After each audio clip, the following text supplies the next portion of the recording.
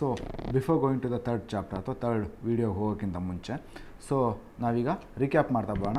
Second video ಅಂದರೆ ವೈದಿಕ ಯುಗದ ಬಗ್ಗೆ ರಿಕ್ಯಾಪ್ ಮಾಡ್ತಾ ಬರೋಣ. ಸೊ ಇದರಲ್ಲಿ ನಾನು ಏನು ಹೇಳ್ತಾ ಇದ್ದೀನಿ ನಿಮಗೆ, ವೈದಿಕ ಯುಗದಲ್ಲಿ ಒರಿಜಿನಲ್ ಹೋಮ್ ಆಫ್ ಆರ್ಯನ್ಸ್ ಅಥವಾ ಆರ್ಯರ ಮೂಲ ನೆಲೆ ಒಂದು ಥಿಯರಿ ಏನಿದೆ ಅದ್ರ ಬಗ್ಗೆ ನೋಡ್ಕೊಬಂದ್ವಿ. ಅದಾದಮೇಲೆ ಇವರು ವೈದಿಕ ಸಾಹಿತ್ಯವನ್ನು ನಾವು ನೋಡ್ಕೊಬಂದ್ವಿ. ಸೊ ವೈದಿಕ ಸಾಹಿತ್ಯದಲ್ಲಿ ಏನು ಮಾಡ್ತಾ ಹೋಗ್ತೀವಿ ಅಂದರೆ ಎರಡು ವಿಧವಾಗಿ ಮಾಡ್ತಾ ಹೋಗ್ತೀವಿ, ಶ್ರುತಿ ಮತ್ತು ಸ್ಮೃತಿ ಅಂತೇಳಿ.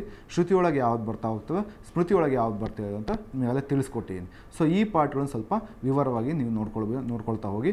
ಇದಾದಮೇಲೆ ನಾವೀಗ ಬರ್ತಾ ಇರುವಂಥದ್ದು ಮೂರನೇ ಚಾಪ್ಟ್ರು. ಅದು ಯಾವುದಂದರೆ ಇಂಡಿಯನ್ ಫಿಲಾಸಫೀಸ್ ಅಥವಾ ಭಾರತೀಯ ಶಾಲೆಗಳು ಅಥವಾ ತತ್ವಶಾಸ್ತ್ರಗಳು ಅಂತ ಕರಿತೀವಿ ಒಂದು. ಮತ್ತೊಂದು ಇದರಲ್ಲಿ ನಾವು ಜೈನ ಧರ್ಮ ಮತ್ತು ಬೌದ್ಧ ಧರ್ಮ ಸಹಿತ ನೋಡ್ತಾ ಹೋಗ್ತೀವಿ.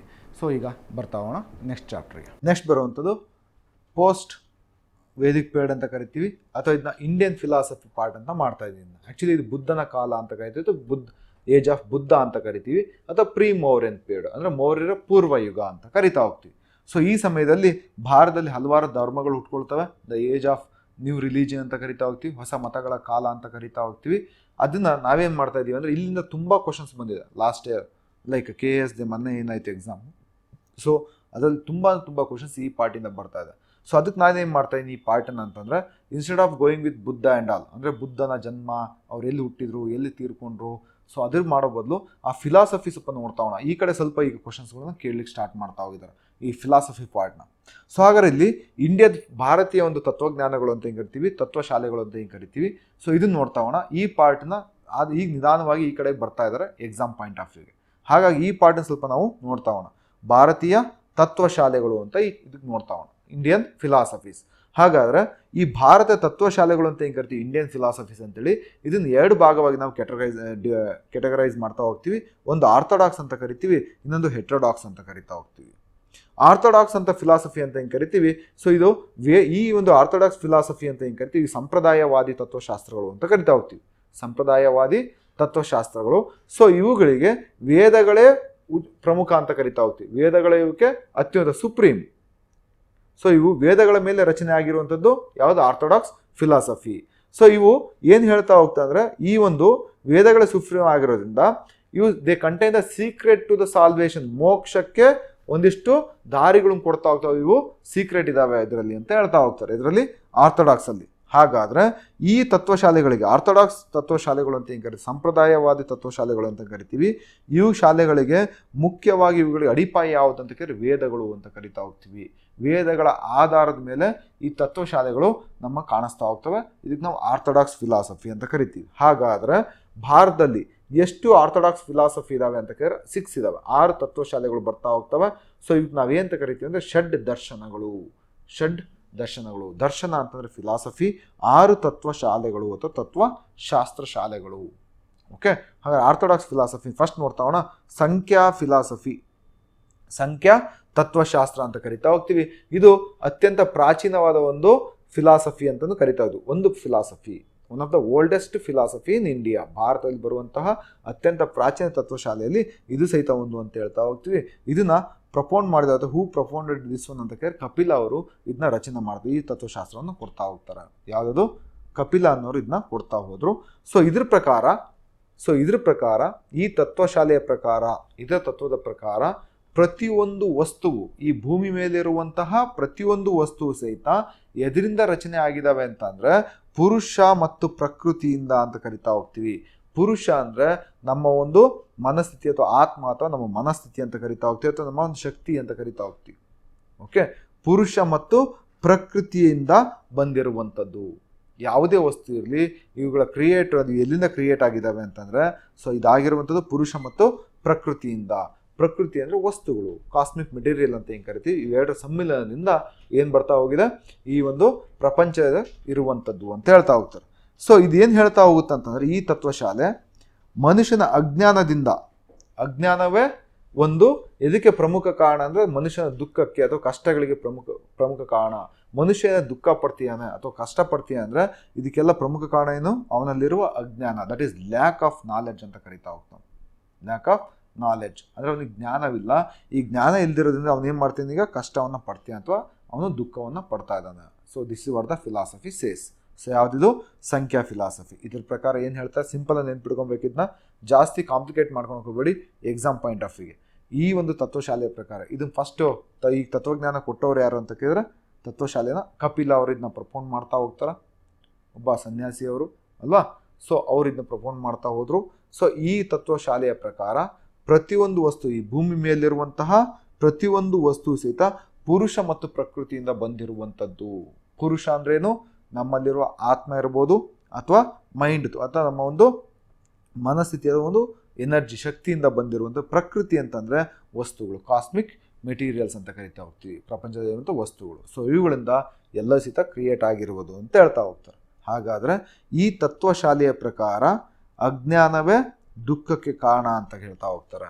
ಸೊ ಈ ತತ್ವಶಾಲೆ ಏನು ಹೇಳ್ತಾ ಹೋಗುತ್ತಂದ್ರೆ, ಜ್ಞಾನವನ್ನು ಪಡೆಯೋದ್ರ ಮುಖಾಂತರ ಮುಕ್ತಿಯನ್ನು ಪಡೆಯಬಹುದು. One can attain salvation through the ಅಕ್ವೇಷನ್ of knowledge. ಅಂದರೆ ಪ್ರತಿಯೊಬ್ಬನು ಜ್ಞಾನವನ್ನು ಪಡೆಯೋದ್ರ ಮುಖಾಂತರ ಏನು ಮಾಡ್ಬೋದು, ಇಲ್ಲಿ ಮುಕ್ತಿನ ಪಡಿತಾ ಹೋಗ್ಬೋದು ಅಂತ ಹೇಳ್ತಾ ಹೋಗುತ್ತೆ. ಯಾವುದದು ಸಂಖ್ಯಾ ಫಿಲಾಸಫಿ.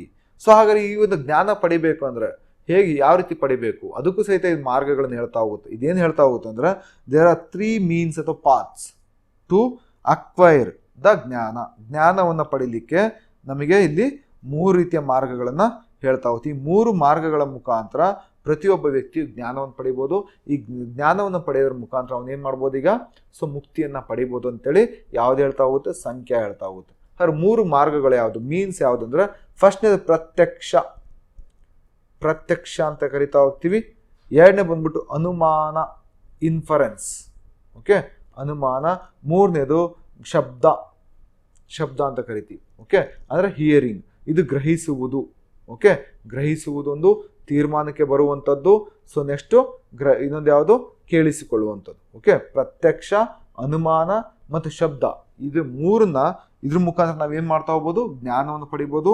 ಈ ಪ್ರತ್ಯಕ್ಷ, ಅನುಮಾನ, ಶಬ್ದದ ಮುಖಾಂತರ ನಾವು ಮುಕ್ತಿಗೆ ದಾರಿಯನ್ನು ಪಡಿಬೋದು ಅಂತ ಹೇಳ್ತಾ ಹೋಗ್ತಾರೆ. ಸೊ ಇದೇನು ಹೇಳ್ತಾ ಹೋಗುತ್ತಂದ್ರೆ, ಈ ಒಂದು ತತ್ವಜ್ಞಾನ ಅಥವಾ ಈ ತತ್ವಶಾಲೆ ಅಂತ ಏನು ಕರಿತೀವಿ, ಪುರುಷ ಮತ್ತು ಪ್ರಕೃತಿಯ ಮಧ್ಯೆ ಒಂದಿಷ್ಟು ಸಂಬಂಧಗಳ ಬಗ್ಗೆ ಹೇಳ್ತಾ ಹೋಗುತ್ತೆ. ಸೊ ಏನು ಹೇಳ್ತಾ ಹೋಗುತ್ತೆ, ಪುರುಷ ಮತ್ತು ಪ್ರಕೃತಿಯಿಂದ ನಮ್ಗೆ ಏನು ಬರ್ತಾ ಹೋಯ್ತು, ನಮಗೆ ಈ ಒಂದು ಪ್ರಪಂಚ ಸೃಷ್ಟಿಯಾಗಿರೋದು ಅಂತ ಹೇಳ್ತಾ ಹೋಗುತ್ತೆ ಅಲ್ವಾ.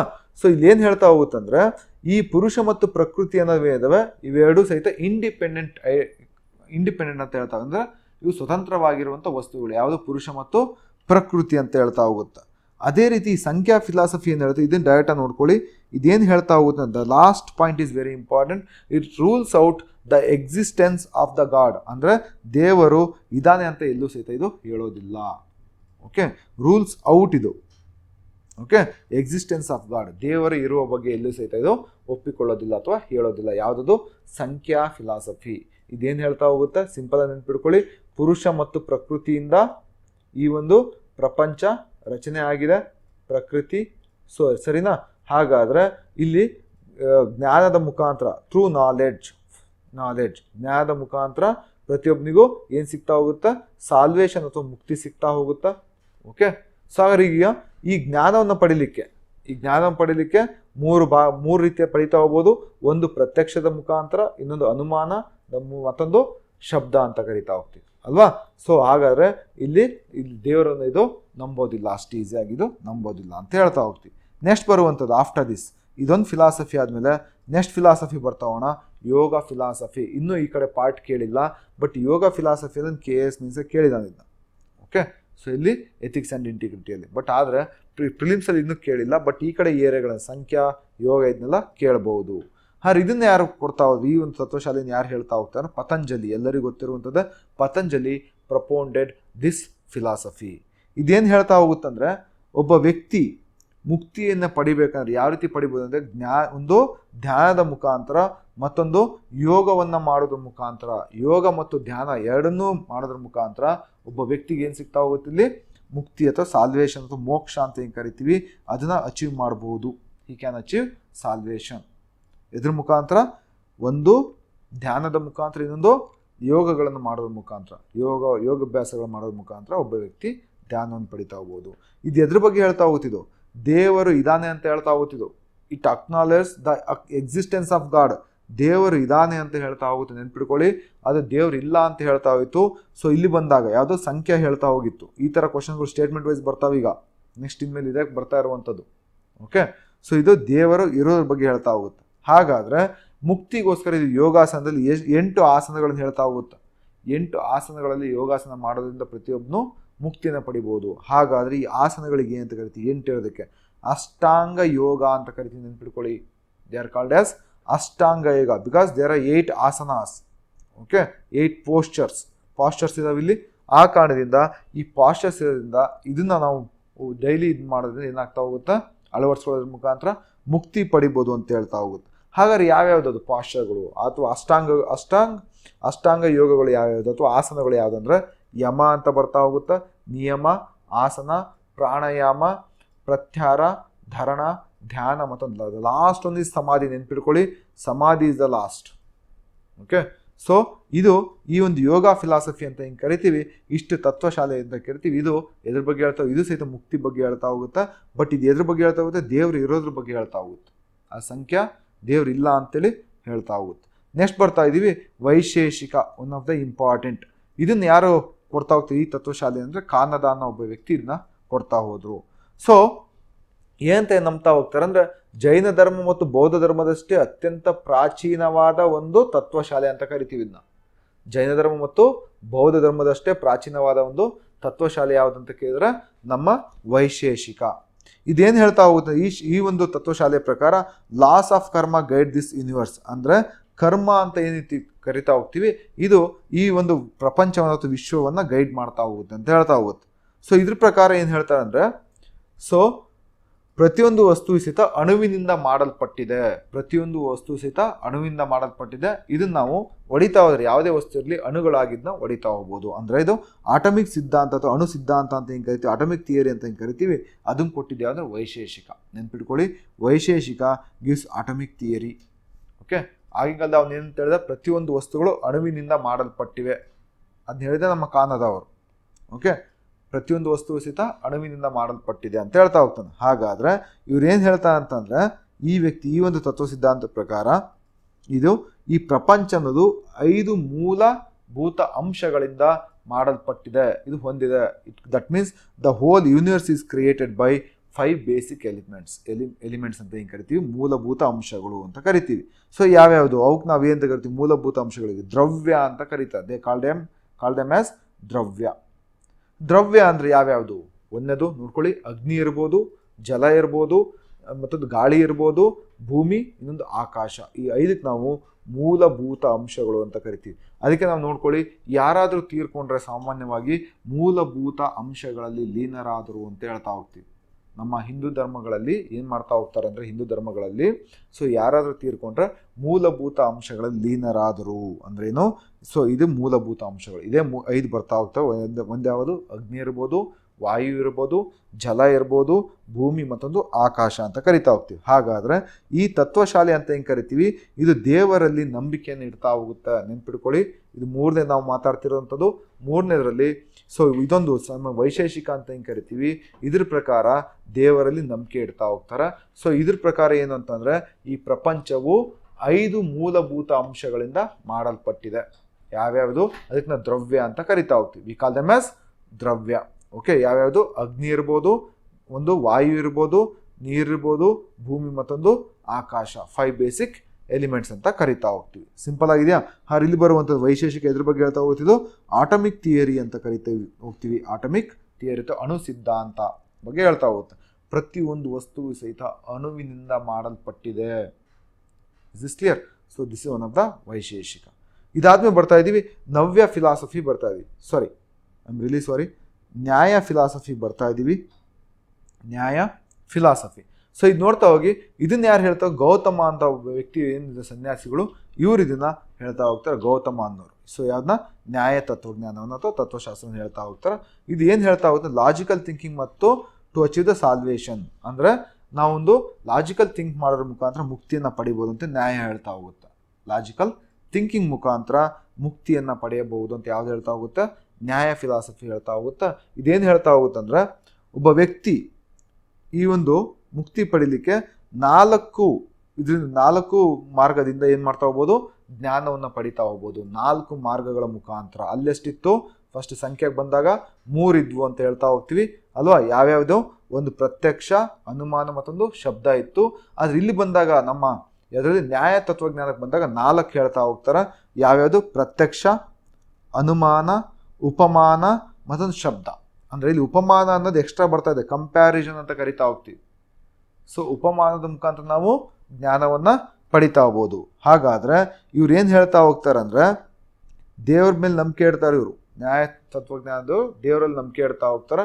So according to this philosophy, ಈ ತತ್ವಜ್ಞಾನದ ಪ್ರಕಾರ ಈ ಪ್ರಪಂಚದ ರಚನೆ ಮಾಡಿದಂಥವನು, ಪ್ರಪಂಚ ಸೃಷ್ಟಿಕರ್ತ, ಇದನ್ನ ನಡ್ಸ್ಕೊಂಡು ಹೋಗ್ತಿರೋನು ಮತ್ತು ಇದನ್ನ ಹಾಳು ಮಾಡುವಂಥದ್ದು, ಧ್ವಂಸ ಮಾಡುವಂಥ ಸಹಿತ ದೇವರೇ ಅಂತ. ದೇವರ ಕೈಯಲ್ಲೇ ಶಕ್ತಿ ಅದು ಕಂಪ್ಲೀಟ್ ಆಗಿರುವಂಥದ್ದು. ದೇವರಿಂದ ಪ್ರಪಂಚ ಸೃಷ್ಟಿ ಮಾಡಿದಾನ, ದೇವರೇ ಪ್ರಪಂಚ ಮುನ್ನಡೆಸ್ತಾ ಇರುವಂಥದ್ದು. ನೆಕ್ಸ್ಟು ಈ ಪ್ರಪಂಚದಲ್ಲಿ ಏನಾದ್ರು ಹೆಚ್ಚು ಕಮ್ಮಿ ಆಗಿ ಅವನಿಗೆ ನಾವು ಅನ್ಯಾಯಗಳು ನಡೆದಿರ್ಬೇಕಾದ್ರೆ ಇದನ್ನು ಧ್ವಂಸ ಮಾಡಿ ಹೋಗುವಂಥದ್ದು ದೇವರೇ ಅಂತ ಹೇಳ್ತಾ ಹೋಗುತ್ತೆ. ಯಾವ ತತ್ವಜ್ಞಾನ ಹೇಳ್ತಾ ಹೋಗುತ್ತೆ?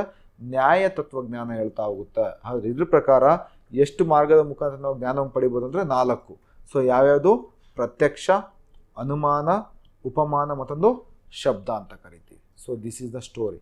ನೆಕ್ಸ್ಟ್ ಬರುವಂಥದ್ದು ಪೂರ್ವ ಮೀಮಾಂಸಾ ಅಂತ ಕರಿತೀವಿ. ಪೂರ್ವ ಮೀಮಾಂಸಾ ಅಂತ ಕರಿತೀವಿ. ಸೊ ಇದನ್ನ ಜೈಮಿನಿ ಈ ತತ್ವ ಶಾಲೆಯನ್ನು ಬರ್ತಾ ಹೋದ, ಅಂದರೆ ಇವನು ಇದನ್ನ ಕೊಡ್ತಾ ಹೋಗ್ತಾನೆ, ಈ ತತ್ವಜ್ಞಾನ ಕೊಡ್ತಾ ಹೋದ. ಸೊ ಇದೇನು ಅಂತಂದರೆ, ಇದು the main objective of this philosophy is to interpret and establish the authority of the Vedas. ಅಂದರೆ ವೇದಗಳು ಇವು ಇಲ್ಲಿ ಸರ್ವೋಚ್ಚ ಅಂತ ಇವು ಹೇಳ್ತಾ ಹೋಗ್ತವೆ. ಈ ಒಂದು ತತ್ವಜ್ಞಾನದಲ್ಲಿ ಪೂರ್ವ ಮೀಮಾಂಸೆ ಏನು ಹೇಳ್ತಾ ಹೋಗ್ತವೆ ಅಂದರೆ, ವೇದಗಳೇ ಸರ್ವೋಚ್ಚ ಅಂತ ಹೇಳ್ತಾ ಹೋಗುತ್ತೆ. ಸೊ ಈ ಒಂದು ತತ್ವಜ್ಞಾನದ ಪ್ರಕಾರ Vedas are eternal and possess all knowledges ಅಂತ. ಅಂದರೆ ಆಲ್ ನಾಲೆಡ್ಜ್ ಅಂದರೆ ವೇದಗಳೇ ಅಂತಿಮ. ಸೊ ಈ ವೇದಗಳು ಸಂಪೂರ್ಣ ಜ್ಞಾನವನ್ನು ಹೊಂದಿದ್ದಾವೆ ಅಂತ ಹೇಳ್ತಾ ಹೋಗ್ತಾರೆ. ಅದೇ ರೀತಿ ಧರ್ಮ ಅಂದ್ರೇನು?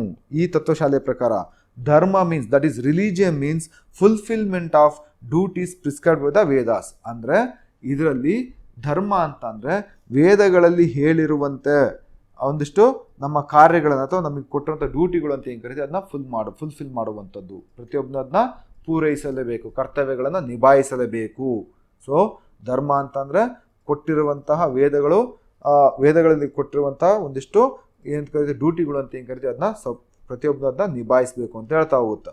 So this is the story of this ಪೂರ್ವ ಮೀಮಾಂಸಾ ಇದ್ರ ಬಗ್ಗೆ ಹೇಳುವಂಥದ್ದು. ನೆಕ್ಸ್ಟ್ ಬರ್ತಾ ಹೋಗ್ತೀವಿ ವೇದಾಂತ, ದ ಲಾಸ್ಟ್ ಫಿಲಾಸಫಿ. ಆರ್ಥೋಡಾಕ್ಸಲ್ಲಿ 6ರಲ್ಲಿ ಕೊನೆಯದು ಬರ್ತಾ ಇದ್ದೀವಿ, ವೇದಾಂತ ಫಿಲಾಸಫಿ. ಇದನ್ನು ವ್ಯಾಸರು ಇದನ್ನ ಪ್ರಪೋನ್ ಮಾಡ್ತಾ ಹೋಗ್ತಾರೆ, ಇದನ್ನ ಈ ತತ್ವಜ್ಞಾನವನ್ನು ಕೊಡ್ತಾ ಹೋಗ್ತಾರೆ. ಈ ತತ್ವಜ್ಞಾನ ಇದು ಹೇಳ್ತಾ ಹೋಗುತ್ತೆ, ಇದು the text Brahmasutra of Badarayana form the basis of this philosophy. ಈ ಒಂದು ಫಿಲಾಸಫಿ ಅಥವಾ ತತ್ವಜ್ಞಾನಕ್ಕೆ ಬೇಸ್ ಯಾವುದಂದ್ರೆ ಬಾದರಾಯಣವರ ಬ್ರಹ್ಮಸೂತ್ರ. ಬಾದರಾಯಣನ ಬ್ರಹ್ಮಸೂತ್ರ ಇದಕ್ಕೆ ಈ ಒಂದು ಬೇಸ್ ಅಂತ ಕರಿತಾ ಹೋಗ್ತೀವಿ. ಸೊ ಇದು ಅಕಾರ್ಡಿಂಗ್ ಟು ದಿಸ್ ಫಿಲಾಸಫಿ, ಈ ತತ್ವಜ್ಞಾನದ ಪ್ರಕಾರ ಬ್ರಹ್ಮನೇ ಅಂತಿಮ, reality of life, everything else is unreal. ಇಲ್ಲಿ ನಿಜ ಸ್ವರೂಪಿತ ನಿಜ ಯಾವುದು ಅಂತ ಕೇಳಿದ್ರೆ ಬ್ರಹ್ಮ ಅಂತ ಹೇಳ್ತಾ ಹೋಗ್ತಾನೆ. ಬ್ರಹ್ಮನೇ ನಿಜ ಸ್ವರೂಪಿ, ಇನ್ನುಳಿದವೆಲ್ಲ ನಿಜ ಸ್ವರೂಪಿಗಳಲ್ಲ ಅಂತ ಹೇಳ್ತಾ ಹೋಗ್ತಾರೆ. ಮತ್ತೊಂದೇನು ಹೇಳ್ತಾ ಹೋಗುತ್ತೆ ಈ ಫಿಲಾಸಫಿ ತತ್ವಜ್ಞಾನ ಅಂತಂದರೆ, ಆತ್ಮ ಮತ್ತು ಬ್ರಹ್ಮ ಇಬ್ಬರೂ ಒಂದೇ, ಬೇರೆ ಬೇರೆ ಅಲ್ಲ. ಸೊ ಏನು ಹೇಳ್ತಾ ಹೋಗ್ತಾನೆ ಅಂದರೆ, ಪ್ರತಿಯೊಬ್ಬನು ಸಹಿತ ಜ್ಞಾನವನ್ನು ಪಡೆಯೋದ್ರ ಮುಖಾಂತರ ಇಲ್ಲೇನು ಮಾಡ್ತಾ ಹೋಗ್ಬೋದು, ಮುಕ್ತಿಯನ್ನು ಪಡಿಬೋದು ಅಂತ ಹೇಳ್ತಾ ಹೋಗುತ್ತೆ. ಮುಕ್ತಿಯನ್ನು ಪಡೆಯಬಹುದು. ಆದರೆ ವೇದಾಂತ ಫಿಲಾಸಫಿ ಏನಿದೆ, ಒನ್ ಆಫ್ ದಿ ಇಂಪಾರ್ಟೆಂಟ್ ಇಲ್ಲಿ ಇರುವಂಥ ಏರಿಯಾ ಯಾವುದಂದ್ರೆ, ಇದು ಪುನರ್ಜನ್ಮದಲ್ಲಿ ನಂಬಿಕೆ ಇಡ್ತಾ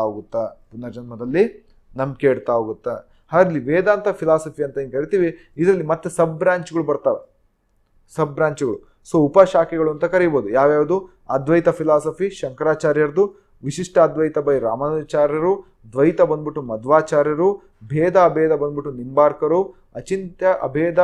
ಅಚಿಂತ್ಯ ಭೇದ ಅಭೇದ ಬಂದ್ಬಿಟ್ಟು ಚೈತನ್ಯ ಮಹಾಪ್ರಭುಗಳು. ಅಂದರೆ ಇವೆಲ್ಲವೂ ಸಹಿತ ವೇದಾಂತ ಫಿಲಾಸಫಿಯ ಸಬ್ ಬ್ರಾಂಚ್ಗಳು ಬರ್ತಾ ಹೋಗ್ತವೆ. ಇವ್ರು ತಮ್ಮದೇ ಆದ ತತ್ವಗಳನ್ನು ಇವ್ರು ಕೊಡ್ತಾ ಹೋಗ್ತಾರೆ. ಯಾರು?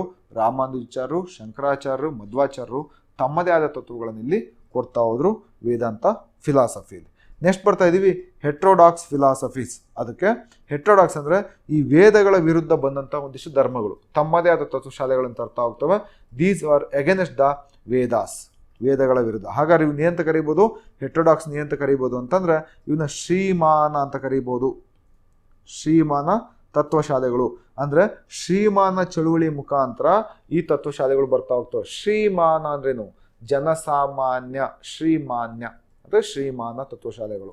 ಅಂದರೆ ಈ ತತ್ವಶಾಲೆಗಳು ಏನಿದಾವೆ, ಈ ಒಂದು ಹೆಟ್ರೋಡಾಕ್ಸ್ ಅಂತ ಏನು ಕರಿತೀವಿ, ಈ ಹೆಟರೋಡಾಕ್ಸ್ ಫಿಲಾಸಫಿಗಳು ಬರುವಂಥ ಹೊಸ ಧರ್ಮಗಳ ಉಗಮ ಕಾರಣ ಆದವು.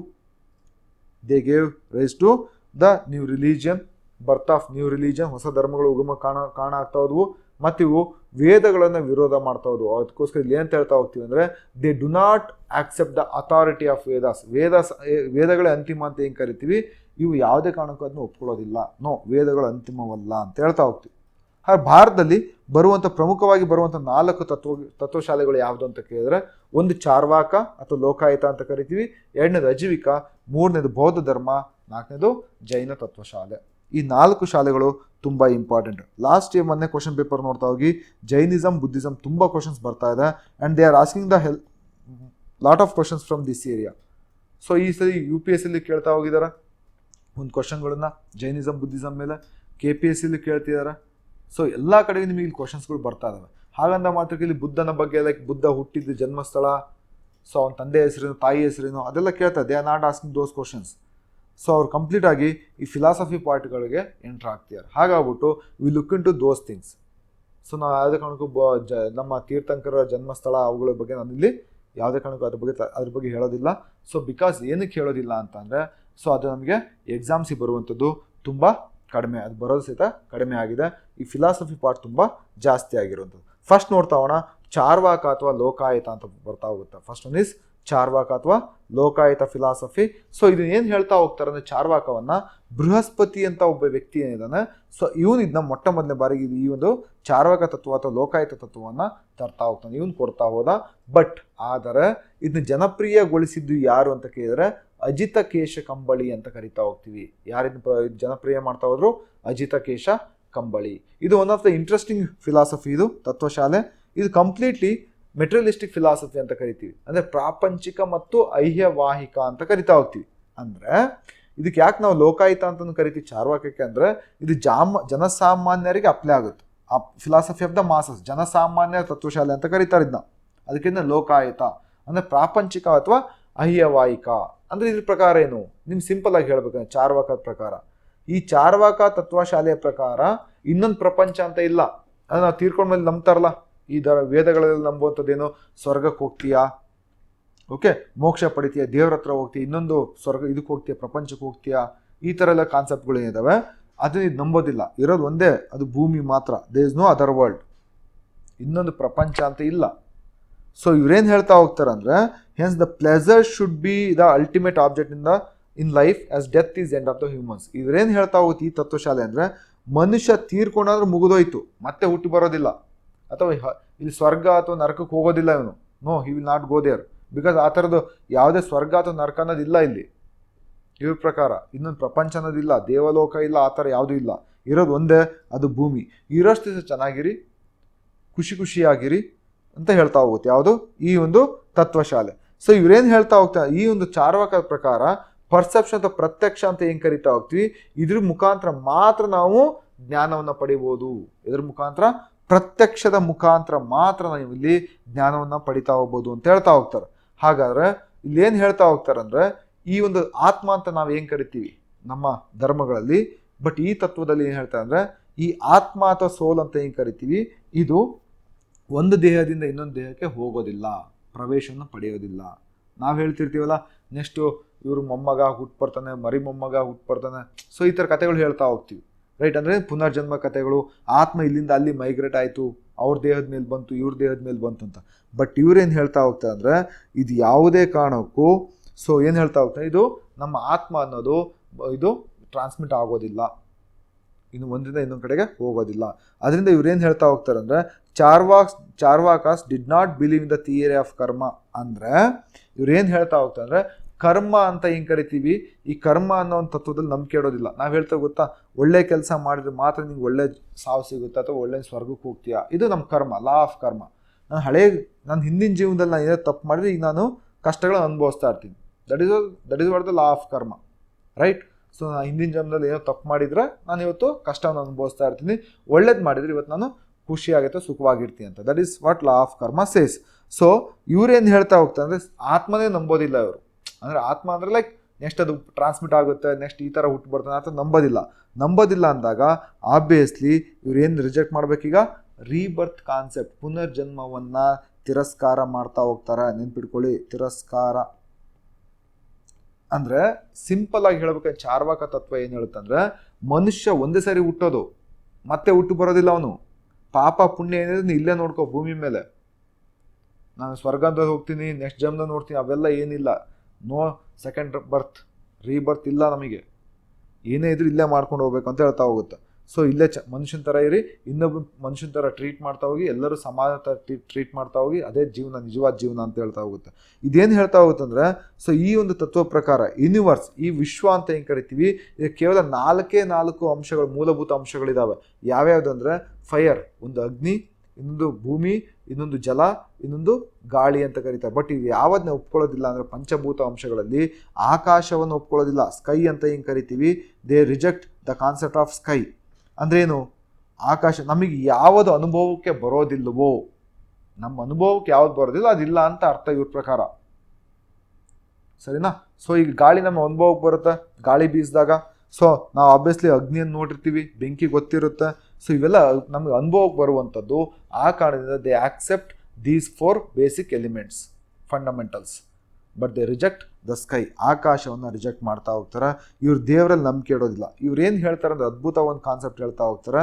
ಸೊ ಮನುಷ್ಯ ಖುಷಿಯಾಗಿದ್ರೆ ಅದೇ ಸ್ವರ್ಗ, ಮನುಷ್ಯನಿಗೆ ನರಕ ಅಂದರೆ ಅವನು ಅಳ್ತಾ ಇದ್ದಾನೆ, ದುಃಖ ಪಡ್ತೀನಿ ಅಂದರೆ ಅದೇ ನರಕ. ದಟ್ ಮೀನ್ಸ್ ಪ್ಲೆಷರ್ ಅಂತ ಏನು ಕರಿತೀವಿ, ಅಥವಾ ಹ್ಯಾಪಿನೆಸ್ ಅಂತ ಏನು ಕರಿತೀವಿ, ಅದೇ ಇವ್ರಿಗೆ ಹೆವೆನ್ ಅಂತ ಕರಿತಾ ಹೋಗ್ತಾರೆ.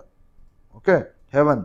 ಸೊ ಸಮ್ಮನ್ ಇಸ್ ಕ್ರೈಯಿಂಗ್, ಅಥವಾ ತುಂಬ ಕಷ್ಟದಲ್ಲಿದ್ದಾರೆ, ಪ್ರಾಬ್ಲಮ್ಸ್ ಇದ್ದಾವೆ, ಆ ಪೇಯ್ನಲ್ಲಿದ್ದಾರೆ. If someone is in pain, ನೋವಲ್ಲಿದ್ದಾರೆ, ಅದನ್ನೇ ಇವರೇ ಅಂತ ಕರೀತಾರೆ, ಅದನ್ನೇ ನರಕ ಅಂತ ಕರೀತಾರೆ ಇವರು. ಸ್ವರ್ಗ ನರಕ ಎಲ್ಲ ಇಲ್ಲೇ ಇದೆ ಭೂಮಿ ಮೇಲೆ. ನಾವು ಖುಷಿಯಾಗಿದ್ರೆ ಅದೇ ಸ್ವರ್ಗ, ದಟ್ ಈಸ್ ಹೆವನ್. ನಾವು ಬೇಜಾರಾಗಿದ್ರೆ ಅಥವಾ ಇದಾಗಿದ್ರೆ, ತೊಂದರೆಯಲ್ಲಿದ್ರೆ ಅದೇ ನರಕ ಅಂತ ಕರೀತಾ ಹೋಗ್ತಾರೆ. ಇರೋದು ಒಂದೇ ಜನ್ಮ, ಚೆನ್ನಾಗಿ ಇಲ್ಲಿ ಬದುಕಿ ಚೆನ್ನಾಗಿ ಹೋಗಿ, ನಾನು ಈ ಜನ್ಮದಲ್ಲಿ ಒಳ್ಳೆ ಕೆಲಸ ಮಾಡ್ಬಿಟ್ಟು ಮುಂದಿನ ಜನ್ಮಕ್ಕೆ ತೊಗೊಂಡು ಹೋಗ್ತೀನಿ. ನೋ, ಬಿಕಾಸ್ ಕರ್ಮನ ಕಾನ್ಸೆಪ್ಟೇ ಒಪ್ಪೋದಿಲ್ಲ ಅವರು. They are against these concepts, they will not accept these concepts. ಆ ಕಾರಣದಿಂದ ಇದು one of the beautiful concept. ಯಾವುದದು, ನಮ್ಮ ಚಾರ್ವಾಕ ಫಿಲಾಸಫಿ ಅಂತ ಕರಿತಾ ಹೋಗ್ತೀವಿ. ಹಾಗೆ ಇದಾದ್ಮೇಲೆ ಬರ್ತಾ ಹೋಗ್ತೀವಿ ಅಜೀವಿಕ ಧರ್ಮ ಅಂತ ಬರ್ತಾ, ಇದು ಫಿಲಾಸಫಿ ಅಲ್ವಾ. So it was founded by Gosala Maskara Putta ಅಂತ ಕರಿತಾ ಹೋಗ್ತೀವಿ. ಇದನ್ನ ಸ್ಥಾಪನೆ ಮಾಡುವಂಥದ್ದು. ಇದು ಎದ್ರ ಬಗ್ಗೆ ಹೇಳ್ತಾ ಹೋಗುತ್ತಂದ್ರೆ, ಈ ತತ್ವಶಾಲೆ ಹೇಳ್ತಾ ಹೋಗುತ್ತಾ, ಪ್ರತಿ ಒಂದು ವಸ್ತುವು ಸಹಿತ ಏನು ಹೊಂದಿದೆ, ಆತ್ಮವನ್ನು ಹೊಂದಿದೆ. Every being has a soul. ಪ್ರತಿಯೊಂದು ಜೀವಿಯು, ಪ್ರತಿಯೊಂದು ವಸ್ತುವು ಸಹಿತ ಆತ್ಮವನ್ನು ಹೊಂದಿದೆ ಅಂತ ಹೇಳ್ತಾ ಹೋಗುತ್ತೆ. ಈ ತತ್ವಶಾಲೆ, ಅಜೀವಿಕ ಧರ್ಮ ತತ್ವಶಾಲೆ ಅಂದರೆ ನಿಯಾತಿ ಅಂತ ಕರಿತೀವಿ, ಅಥವಾ ಹಣೆ ಬರಹ. ಸಿಂಪಲ್ ಆಗಿ ಹೇಳ್ಬೇಕಂದ್ರೆ ಹಣೆ ಬರಹ, ನಿಮಗೆ ಅರ್ಥ ಮಾಡಿಸ್ಬೇಕು ಅಂದರೆ ಫೇಟ್ ಅಂತ. ಅಂದರೆ ಇದೇನು ಹೇಳ್ತಾ ಹೋಗುತ್ತಂದ್ರೆ, ಈ ನಿಯತಿ ತತ್ವಜ್ಞಾನ ನಿಯಾತಿ ಅಂತ ಕರಿತೀವಿ, ನಿಯಾತಿ. ಓಕೆ, ಸೊ ಈ ಫಿಲಾಸಫಿ ಪ್ರಕಾರ ದೇವ್ರ ಮುಂಚೆ ನಮ್ಮ ಹಣೆಯಲ್ಲಿ ಬರೆದಿಟ್ಟು ಹೋಗಿರ್ತಾನೆ, ಏನಂತೇಳಿ, ನೀನು ಇದಾಗ್ತೀಯಾ ಅಥವಾ ನಿನ್ನ ಜೀವನದಲ್ಲಿ ಇದಾಗುತ್ತೆ, ಹಣೆ ಬರ ಅಂತ ನಾವು ಕರಿತೇವೆ. ಅವಾಗ ಹೇಳ್ತಿರ್ತಾರೆ ದೊಡ್ಡವರೆಲ್ಲ, ಹಣೆ ಬರ್ದಿರೋದು ಎಷ್ಟು ಅಂತೇಳಿ, ರೈಟ್. ಸೊ ಹಾಗಾದ್ರೆ ಹಣೆ ಬರ ಅಂದರೆ ಮುಂಚೆನೇ ದೇವ್ರು ಬರೆದಿಟ್ಟು ಹೋಗಿದ್ದಾನೆ. ಸೊ ಅದಕ್ಕೆ ನಿಯಾತಿ ಅಂತ ಹೇಳ್ತಾ ಹೋಗ್ತೀವಿ. ಹಾಗಾದ್ರೆ ಈ ತತ್ವಶಾಲೆ ಏನಿದೆ, ಇದೇನಕ್ಕೆ ಪ್ರಾಮುಖ್ಯತೆ ಕೊಡ್ತಾರೆ, ಮೆಡಿಟೇಷನ್ಗೆ. It gave importance to meditation. So ಇಲ್ಲಿಂದ ಏನು ಹೇಳ್ತಾ ಹೋಗ್ತಾರೆ ಅಂದರೆ, ಈ ತತ್ವಶಾಲೆಯಿಂದ, ಅಜೀವಿಕಾ ಪ್ರಿನ್ಸಿಪಲಿಂದ ಯಾರು ಕಾಪಿ ಮಾಡ್ತಾ ಹೋಗ್ತಾರೆ, ಜೈನಿಸಮ್ ಒಂದು ಫಿಲಾಸಫಿನ ಅಥವಾ ಒಂದು ಕಾನ್ಸೆಪ್ಟ್ನ ಕಾಪಿ ಮಾಡುತ್ತಾ. ಏನದು ಅಂತ ಕೇಳಿದ್ರೆ ಸಲ್ಲೇಖನ. ಸಲ್ಲೇಖನ ಅಂತ ಏನು ಕರಿತೀವಿ. ಈ ಸಲ್ಲೇಖನ ಅನ್ನೋ ತತ್ವವನ್ನು ಎಲ್ಲಿಂದ ಕಾಪಿ ಮಾಡ್ತಾರೆ ಜೈನಿಸಮ್ ಅಂತ ಕೇಳಿದ್ರೆ, ಅಜೀವಿಕಾ ಧರ್ಮದಿಂದ. ಸೊ ಇವರು ಮೆಡಿಟೇಷನ್ಗೆ ತುಂಬ ಪ್ರಾಮುಖ್ಯತೆಯನ್ನು ಕೊಡ್ತಾ ಹೋಗ್ತಾರೆ. ಯಾರು, ನಮ್ಮ ಅಜೀವಿಕಾ ಧರ್ಮದವರು. ಇದಕ್ಕೆ one of the best follower ಯಾರು, ಫೇಮಸ್ ಫಾಲೋವರ್ ಯಾರು ಅಂದರೆ, ಅಶೋಕಸ್ ಅಂತ ಏನು ಕರಿತೀವಿ ಮೌರ್ಯನ್ ಎಂಪೈರ್ಲಿ, ಅವರ ತಂದೆ ಆದಂತಹ Bindusara, he was a follower. ಹಾಗೆ ಈ ಧರ್ಮ ಅಂತ ಏನು ಕರಿತೀವಿ ಅಜೀವಿಕಾ ಧರ್ಮ, ಇದು ಇನ್ನೊಂದು ಇಂಪಾರ್ಟೆನ್ಸ್ ಏನಂದರೆ, ಭಾರತದಲ್ಲಿ ಮನುಷ್ಯ ನಿರ್ಮಿತ ಗುಹೆಗಳು ಅಂತ ಏನು ಕರಿತೀವಿ, ಅವು ಮೊಟ್ಟ ಮೊದಲು ಯಾವ ಧರ್ಮಕ್ಕೆ ಸೇರಿದಂಥ ಗುಹೆಗಳು ಅಂತ ಕೇಳಿದ್ರೆ Ajivika. Because these were built by Ashoka and donated them to Ajivika religion. So ಇವನೇನು ಮಾಡ್ತಾ ಇದ್ದ, ಅಶೋಕ ಅನ್ನೋನು, ಈ ದ ಗ್ರೇಟ್ ಕಿಂಗ್ ಅಶೋಕ ಅಂತ ಏನು ಕರಿತೀವಿ, emperor Ashoka. So he built 4 caves, 4 ಗುಹೆಗಳನ್ನು ಕಟ್ತಾ ಹೋಗ್ತಾನೆ ಬರಬರದಲ್ಲಿ. ಇಲ್ಲಿ Barabar, that is in Bihar. So ಇದನ್ನ ಅಜೀವಿಕಾ ಧರ್ಮಕ್ಕೆ ಡೊನೇಟ್ ಮಾಡ್ತಾನೆ. ಸೊ ಹಾಗಾಗಿ the oldest man made caves of this country belongs to Ajivika religion. So ಈ ಧರ್ಮಕ್ಕೆ ಸೇರಿದವ್ರು ಯಾರು ಅಂತ ಕೇಳಿದ್ರೆ, ನಮ್ಮ ಬಿಂದುಸಾರ ಅಂತ ಏನು ಕರಿತಾ ಇದ್ದ, ಫಾದರ್ ಆಫ್ ಅವರು ದ ಗ್ರೇಟ್ ಅಶೋಕ. ಸೊ ಅವರು ಈ ಧರ್ಮಕ್ಕೆ ಸೇರುವಂಥ ವ್ಯಕ್ತಿ ಅಂತ ಕರಿತಾ ಹೋಗ್ತೀವಿ, one of the important fellow. So ಇದಾದ್ಮೇಲೆ ನೋಡ್ತಾ ಹೋಗಿ, ಮತ್ತು ಎರಡನೇದು ದಶರಥ ಅಂತ ಏನು ಕರಿತೀವಿ ಅಂದರೆ ಅಶೋಕನ ಮೊಮ್ಮಗ, ದ ಗ್ರ್ಯಾಂಡ್ ಸನ್. ಸೊ ಅವನು ಸಹಿತ 3 ಕೇವ್ಗಳನ್ನು ನಾಗಾರ್ಜುನಿ ಬೆಟ್ಟದಲ್ಲಿ ಕಟ್ತಾ ಹೋಗ್ತಾನೆ. He also built the 3 caves at Nagarjuni hills ಹಾಗೂ ನಾಗಾರ್ಜುನಿ ಕೇವ್ಸ್ ಅಂತ ಕರಿತೀವಿ.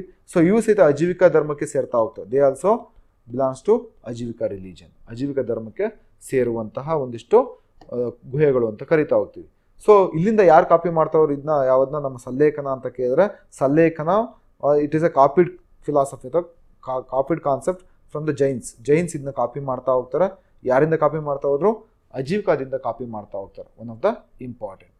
So let's will look into the Jainism, one of the important area. So ಏನಕ್ಕಂತ ಗೊತ್ತಿಲ್ಲ, ಲಾಸ್ಟ್ ಮೊನ್ನೆ KS ಅಲ್ಲಿ ತುಂಬ ಕ್ವಶನ್ಸ್ ಇದರಿಂದ ರೈಸ್ ಆಗ್ತಾಯಿದೆ. ಅದೇ ರೀತಿ ಹಲವಾರು ಗೌರ್ಮೆಂಟ್ ಎಕ್ಸಾಮ್ಸ್ಗಳು ಏನಿದ್ದಾವೆ, ಸೊ ಅದರಲ್ಲೆಲ್ಲ ತುಂಬ ಇಲ್ಲಿಂದ ಕ್ವಶನ್ಸ್ಗಳು ಬರ್ತದೆ, ಇದು ಮತ್ತು ಬುದ್ಧಿಸಮಿಂದ. ಸೊ ಏನಾಗಿದೆ ಅಂತಂದರೆ, ನಾವು ಏನು ಮಾಡ್ತಾಯಿದ್ದೀವಿ, ಜೈನಿಸಮ್ ಅಂದ ತಕ್ಷಣ ಓನ್ಲಿ ಮಹಾವೀರ ಅವ್ರ ಬಗ್ಗೆ ಓದ್ಕೊಂಡು ಹೋಗ್ತೀವಿ. ಸೊ ಅವರ ಲೈಫ್ ಸ್ಟೋರಿ ಅಷ್ಟೇ ಓದ್ಕೊಂಡು ಹೋಗ್ತೀವಿ. ಬಟ್ ಇವ್ರೇನು ಮಾಡ್ತಿದ್ದಾರೆ, ಎಕ್ಸಾಮ್ಸ್ ಸ್ವಲ್ಪ ಒಳಗಡೆ ಹೋಗ್ತಿದ್ದಾರೆ. ಇನ್ ದ ಸೆನ್ಸ್ ಈ ಫಿಲಾಸಫಿ ಏರಿಯಾಗಳು ಅಂತ ಹೆಂಗೆ ಕರಿತಾ ಹೋಗ್ತೀವಿ, ಈ ಏರಿಯಾಗಳು ಇರ್ಬೋದು ಅಥವಾ ಅವರ ಒಂದು ಪಂಥಗಳು ಇರ್ಬೋದು, ಸೆಟ್ಸ್ ಅಂತ ಹೆಂಗೆ ಕರಿತಾ ಹೋಗ್ತೀವಿ. ಸೊ ಈ ಏರಿಯಾ ಮೇಲೆ ತುಂಬ ಫೋಕಸ್ಗಳನ್ನು ಮಾಡ್ತೀವಿ. ಹಾಗಾಗಿ we look into the Jainism. So especially ನಾನು ಮಾಡುವಂಥದ್ದು ಏನಂದರೆ, ನಿಮಗೆ ಸೆಕ್ಟ್ಸ್ ಏನಿದ್ದಾವೆ, ಅವರ ಪಂಥಗಳು ಅಂತ ಕರಿತೀವಿ, ಅದನ್ನು ನೋಡ್ತಾ ಹೋಗೋಣ ಮತ್ತು ಅವರ ಒಂದಿಷ್ಟು ಫಿಲಾಸಫಿಗಳನ್ನು ನೋಡ್ತಾ ಹೋಗೋಣ. ಸೊ ಫಸ್ಟ್ ಬರುವಂಥದ್ದು, ಸೊ ಜೈನಿಸಮ್ ಅಂತ ಅಂದಾಗ, ಜೈನಿಸಮಲ್ಲಿ there are 24 Tirthankaras, every one knows it, right. So ಈ 24 ಜನ ತೀರ್ಥಂಕರು ಬರ್ತಾ ಹೋಗ್ತಾರೆ ಈ ಒಂದು ಧರ್ಮದಲ್ಲಿ ಅಂತೇಳಿ. ಆದರೆ ಮೊದಲ 22 ಜನ ತೀರ್ಥಂಕರು ಅಂತ ಹೆಂಗೆ ಕರಿತಾ ಹೋಗ್ತೀವಿ, ದ ಫಸ್ಟ್ 22 ತೀರ್ಥಂಕರಾಸ್ ಅಂತ ಹೆಂಗೆ ಕರಿತೀವಿ, ಇವರು ಐತಿಹಾಸಿಕ ಪುರುಷರಲ್ಲ ಅಥವಾ ವ್ಯಕ್ತಿಗಳಲ್ಲ. That means not historical in the sense ಇವರು ಇದ್ದರು, ಬದುಕಿದ್ರು ಅಥವಾ ಇವರು ಇಂತಿಂತಲ್ಲಿ ಓಡಾಡಿದ್ರು ಅನ್ನಲಿಕ್ಕೆ ಯಾವುದೇ ಐತಿಹಾಸಿಕ ದಾಖಲೆಗಳು ನಮ್ಮ ಹತ್ರ ಇಲ್ಲ. We don't have any historical evidence. ಆದರೆ ಕೊನೆ 2 ತೀರ್ಥಂಕರು ಅಂತ ಹಿಂಗೆ ಕರಿತೀವಿ, the last 23rd and 24th ಅಂತ ಹಿಂಗೆ ಕರಿತೀವಿ, ಕೊನೆಯ ತೀರ್ಥಂಕರು. ಅವರಿಬ್ಬರು ಐತಿಹಾಸಿಕ ವ್ಯಕ್ತಿಗಳು, ಹಿಸ್ಟಾರಿಕಲ್ ಪರ್ಸನ್ಸ್ ಅವರಿಬ್ಬರು. ಹಾಗಾದ್ರೆ ನಮಗೆ ಎಕ್ಸಾಮ್ಸಲ್ಲಿ ಯಾವ ರೀತಿ ಬರುತ್ತೆ, ಸಿಂಪಲ್ ಕ್ವಶನ್ಸ್ಗಳು ಇದು ನಾವು ರಾಂಗ್ ಮಾಡ್ತಾ ಹೋಗ್ತೀವಿ.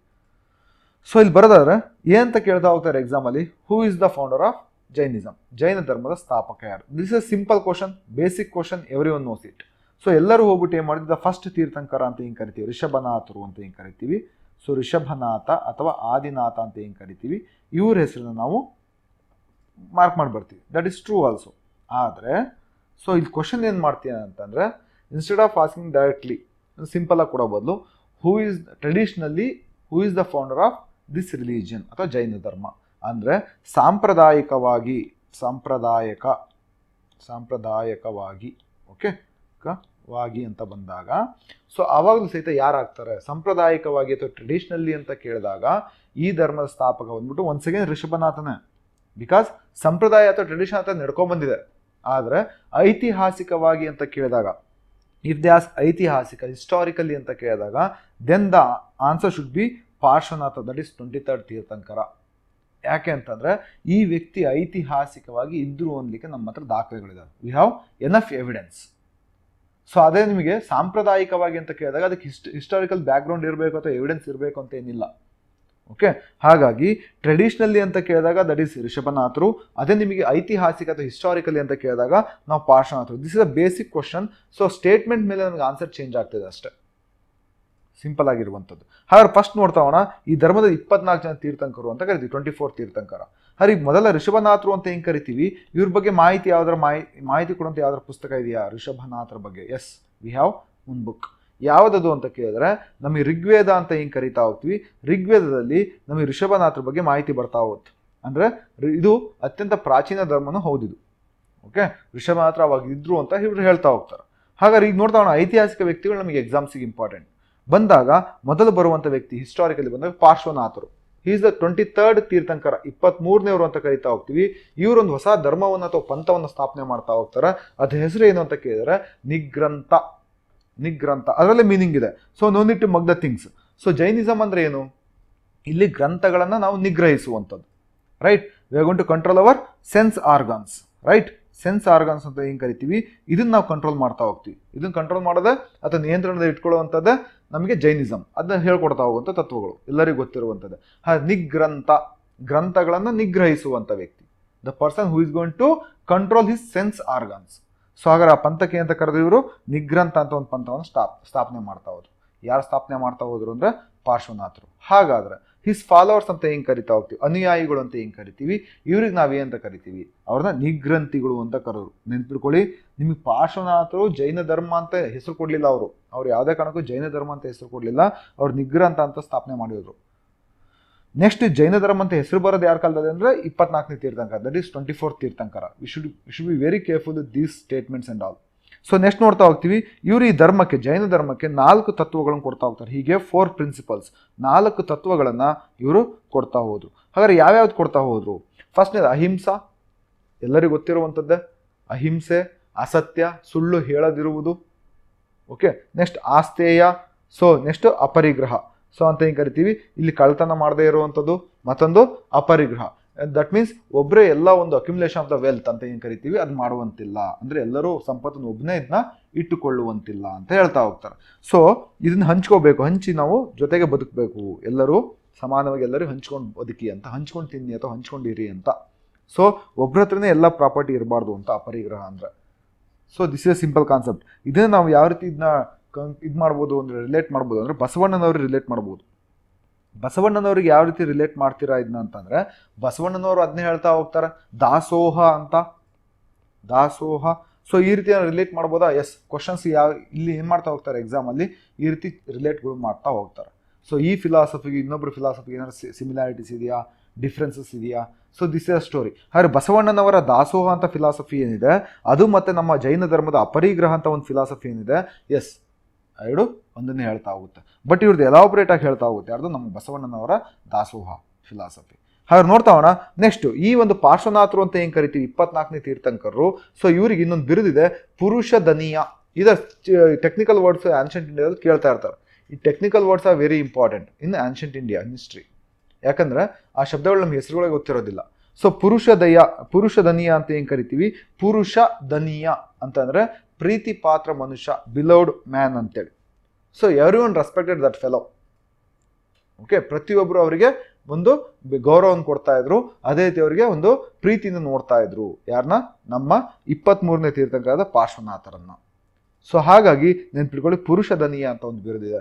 ನಾವೇನು ಮಾಡ್ತಾ ಹೋಗ್ತೀವಿ, ಇದನ್ನ ತುಂಬ ಸರಿ ಈ ಥರ ಟೆಕ್ನಿಕಲ್ ವರ್ಡ್ಸ್ ಇಟ್ಕೊಂಡು ಅವ್ರು ಏನು ಮಾಡ್ತಾರೆ, ಆನ್ಷಂಟ್ ಮತ್ತು ಮೆಡಿವಲ್ಗಳಲ್ಲಿ ಬರ್ತಾ ಇದ್ದಾರೆ. ಸೊ ಅಂದ್ರೇನು, ಈ ಪುರುಷ ದನೀಯ ಅಂತ ಬಿರುದು ಯಾರಿಗಿದೆ, ಇದು ಸಿಂಪಲ್ ಆಗಿದೆ, ನಮ್ಗೆ ಗೊತ್ತೇ ಆಗೋದಿಲ್ಲ ಇದು ಯಾರು ಅಂತೇಳಿ. ಹಾಗೆ ನೆನ್ಪಿಟ್ಕೊಳ್ಳಿ, it should be 23rd tirthankara. Next we are coming to the 24th and one of the important tirthankara, that is Mahavira ಅಥವಾ ವರ್ಧಮಾನ ಮಹಾವೀರರು. ಇವರು ಈ ಧರ್ಮದ 24ನೇ ತೀರ್ಥಂಕರ ಬರ್ತಾ ಹೋಗ್ತಾರೆ. ಇವ್ರನ್ನ ಪಾಲಿ ಸಾಹಿತ್ಯದಲ್ಲಿ ಏನಂತ ಕರಿತಾ ಹೋಗ್ತಾರೆ ಅಂದರೆ ನಯಪುತ್ತ ಅಥವಾ ನತಪುತ್ತ ಅಂತಲೂ ಕರೀತಾರೆ. ನತಪುತ್ತ ಎರಡು ಒಂದೇ, ನಯಪುತ್ತ ಮತ್ತು ನತಪುತ್ತ ಅಂತ ಕರಿತಾ ಹೋಗಿದ್ದಾರೆ. ಇದು ಈ ವರ್ಷ ನೋಡ್ಕೊಳ್ಳಿ, UPSC ಪ್ರಿಲಿಮ್ಸ್ ಕ್ವಶನ್ ಇದು. ದಿಸ್ ಇಸ್ ಡೈರೆಕ್ಟ್ ಕ್ವಶನ್ ಇದು. ಸೊ ನಯಪುತ್ತ. ಸೊ ಇದು ನಿರಂತರ ಕೇಳ್ತಾ ಹೋಗ್ತಾರೆ. ಪಾಲಿ ಭಾಷೆ ಅಂತ ಕೇಳೋ ಬದಲಿ ಬೌದ್ಧ ಧರ್ಮದಲ್ಲಿ ಇವ್ರನ್ನ ಏನಂತ ಕರೀತಾರೆ, ಯಾಕಂದ್ರೆ ಪಾಲಿ ಅನ್ನೋದು ಬೌದ್ಧ ಧರ್ಮದ ಭಾಷೆ, ರೈಟ್. ಸೊ ಪ್ರಾಕೃತ ಅನ್ನೋದು ನಮಗೆ ಪ್ರಾಕೃತ ಬಂದ್ಬಿಟ್ಟು ನಮಗೆ ಯಾರ ಭಾಷೆ ಇದು, ಜೈನ ಧರ್ಮದ ಭಾಷೆ. ಆಬ್ವಿಯಸ್ಲಿ ಪಾಲಿ ಲಿಟ್ರೇಚರ್ ಅಂತ ಬಂದಾಗ ಆಬ್ವಿಯಸ್ಲಿ ಬುದ್ಧಿಸ್ಟ್ ಫಿಲಾಸಫಿ ಇರಬೇಕು, ಅದು ಬೌದ್ಧ ಧರ್ಮದೇ ಇರಬೇಕು. ಹಾಗಾದರೆ ಬೌದ್ಧ ಧರ್ಮ ಗ್ರಂಥಗಳಲ್ಲಿ ಇವರನ್ನು ಏನೆಂದು ಕರೆಯಲಾಗುತ್ತದೆ? ಡೈರೆಕ್ಟ್ ಪಾಲಿ ಅಂತಲೇ ಕೊಡ್ಬೇಕಂತ ಇಲ್ಲ. ಪಾಲಿ ಅಂತ ಬಂದ ತಕ್ಷಣ ಏನು ಮಾಡ್ಬೇಕು ನಾವು, ಗೋ ಟು ಅದಕ್ಕೆ ನಮ್ಮ ಬುದ್ಧಿಸಮ್ಗೆ ಹೋಗ್ಬೇಕು ಅಲ್ವಾ. ಸೊ ದಟ್ ಮೀನ್ಸ್ ಈ ಪಾಲಿ ಅಂತ ಏನು ಕರಿತೀವಿ, ಪಾಲಿ ಸಾಹಿತ್ಯದಲ್ಲಿ ಇವ್ರು ನಾವೇಂತ ಕರಿತಾ ಹೋಗ್ತೀವಿ, ನಯಪುತ್ತ ಅಂತ ಕರೆದಿದ್ದಾರೆ. ದಟ್ ಮೀನ್ಸ್ ಆಗಿನ ಕಾಲದಲ್ಲಿ ಬುದ್ಧ ಮತ್ತು ಮಹಾವೀರರು ಒಂದೇ ಕಾಲಕ್ಕೆ ಸೇರಿದ್ದಾರೆ. So there was a discussion. So ಎರಡು ಧರ್ಮಗಳಲ್ಲಿರುವಂಥ ಒಂದಿಷ್ಟು ಪಾಸಿಟಿವ್ ಥಿಂಗ್ಸ್ ಇರ್ಬೋದು, ನೆಗೆಟಿವ್ ಥಿಂಗ್ಸ್, ಅದ್ರ ಮೇಲೆ ಆಸ್ಪೆಕ್ಟ್ಸ್ ಮೇಲೆ ಡಿಸ್ಕಷನ್ಸ್ ಆಗಿದಾವಲ್ಲಿ, ರೈಟ್. ಸೊ ದಟ್ ಮೀನ್ಸ್ ಇವ್ರನ್ನ ಪಾಲಿ ಸಾಹಿತ್ಯದಲ್ಲಿ ನಯಪುತ್ತ ಅಂತ ಕರಿತಾ ಹೋಗ್ತೀವಿ, ಅಂದರೆ ನ್ಯಾಯಪುತ್ತ, ಸಿಂಪಲ್, ಅಥವಾ ನತಪುತ್ತ.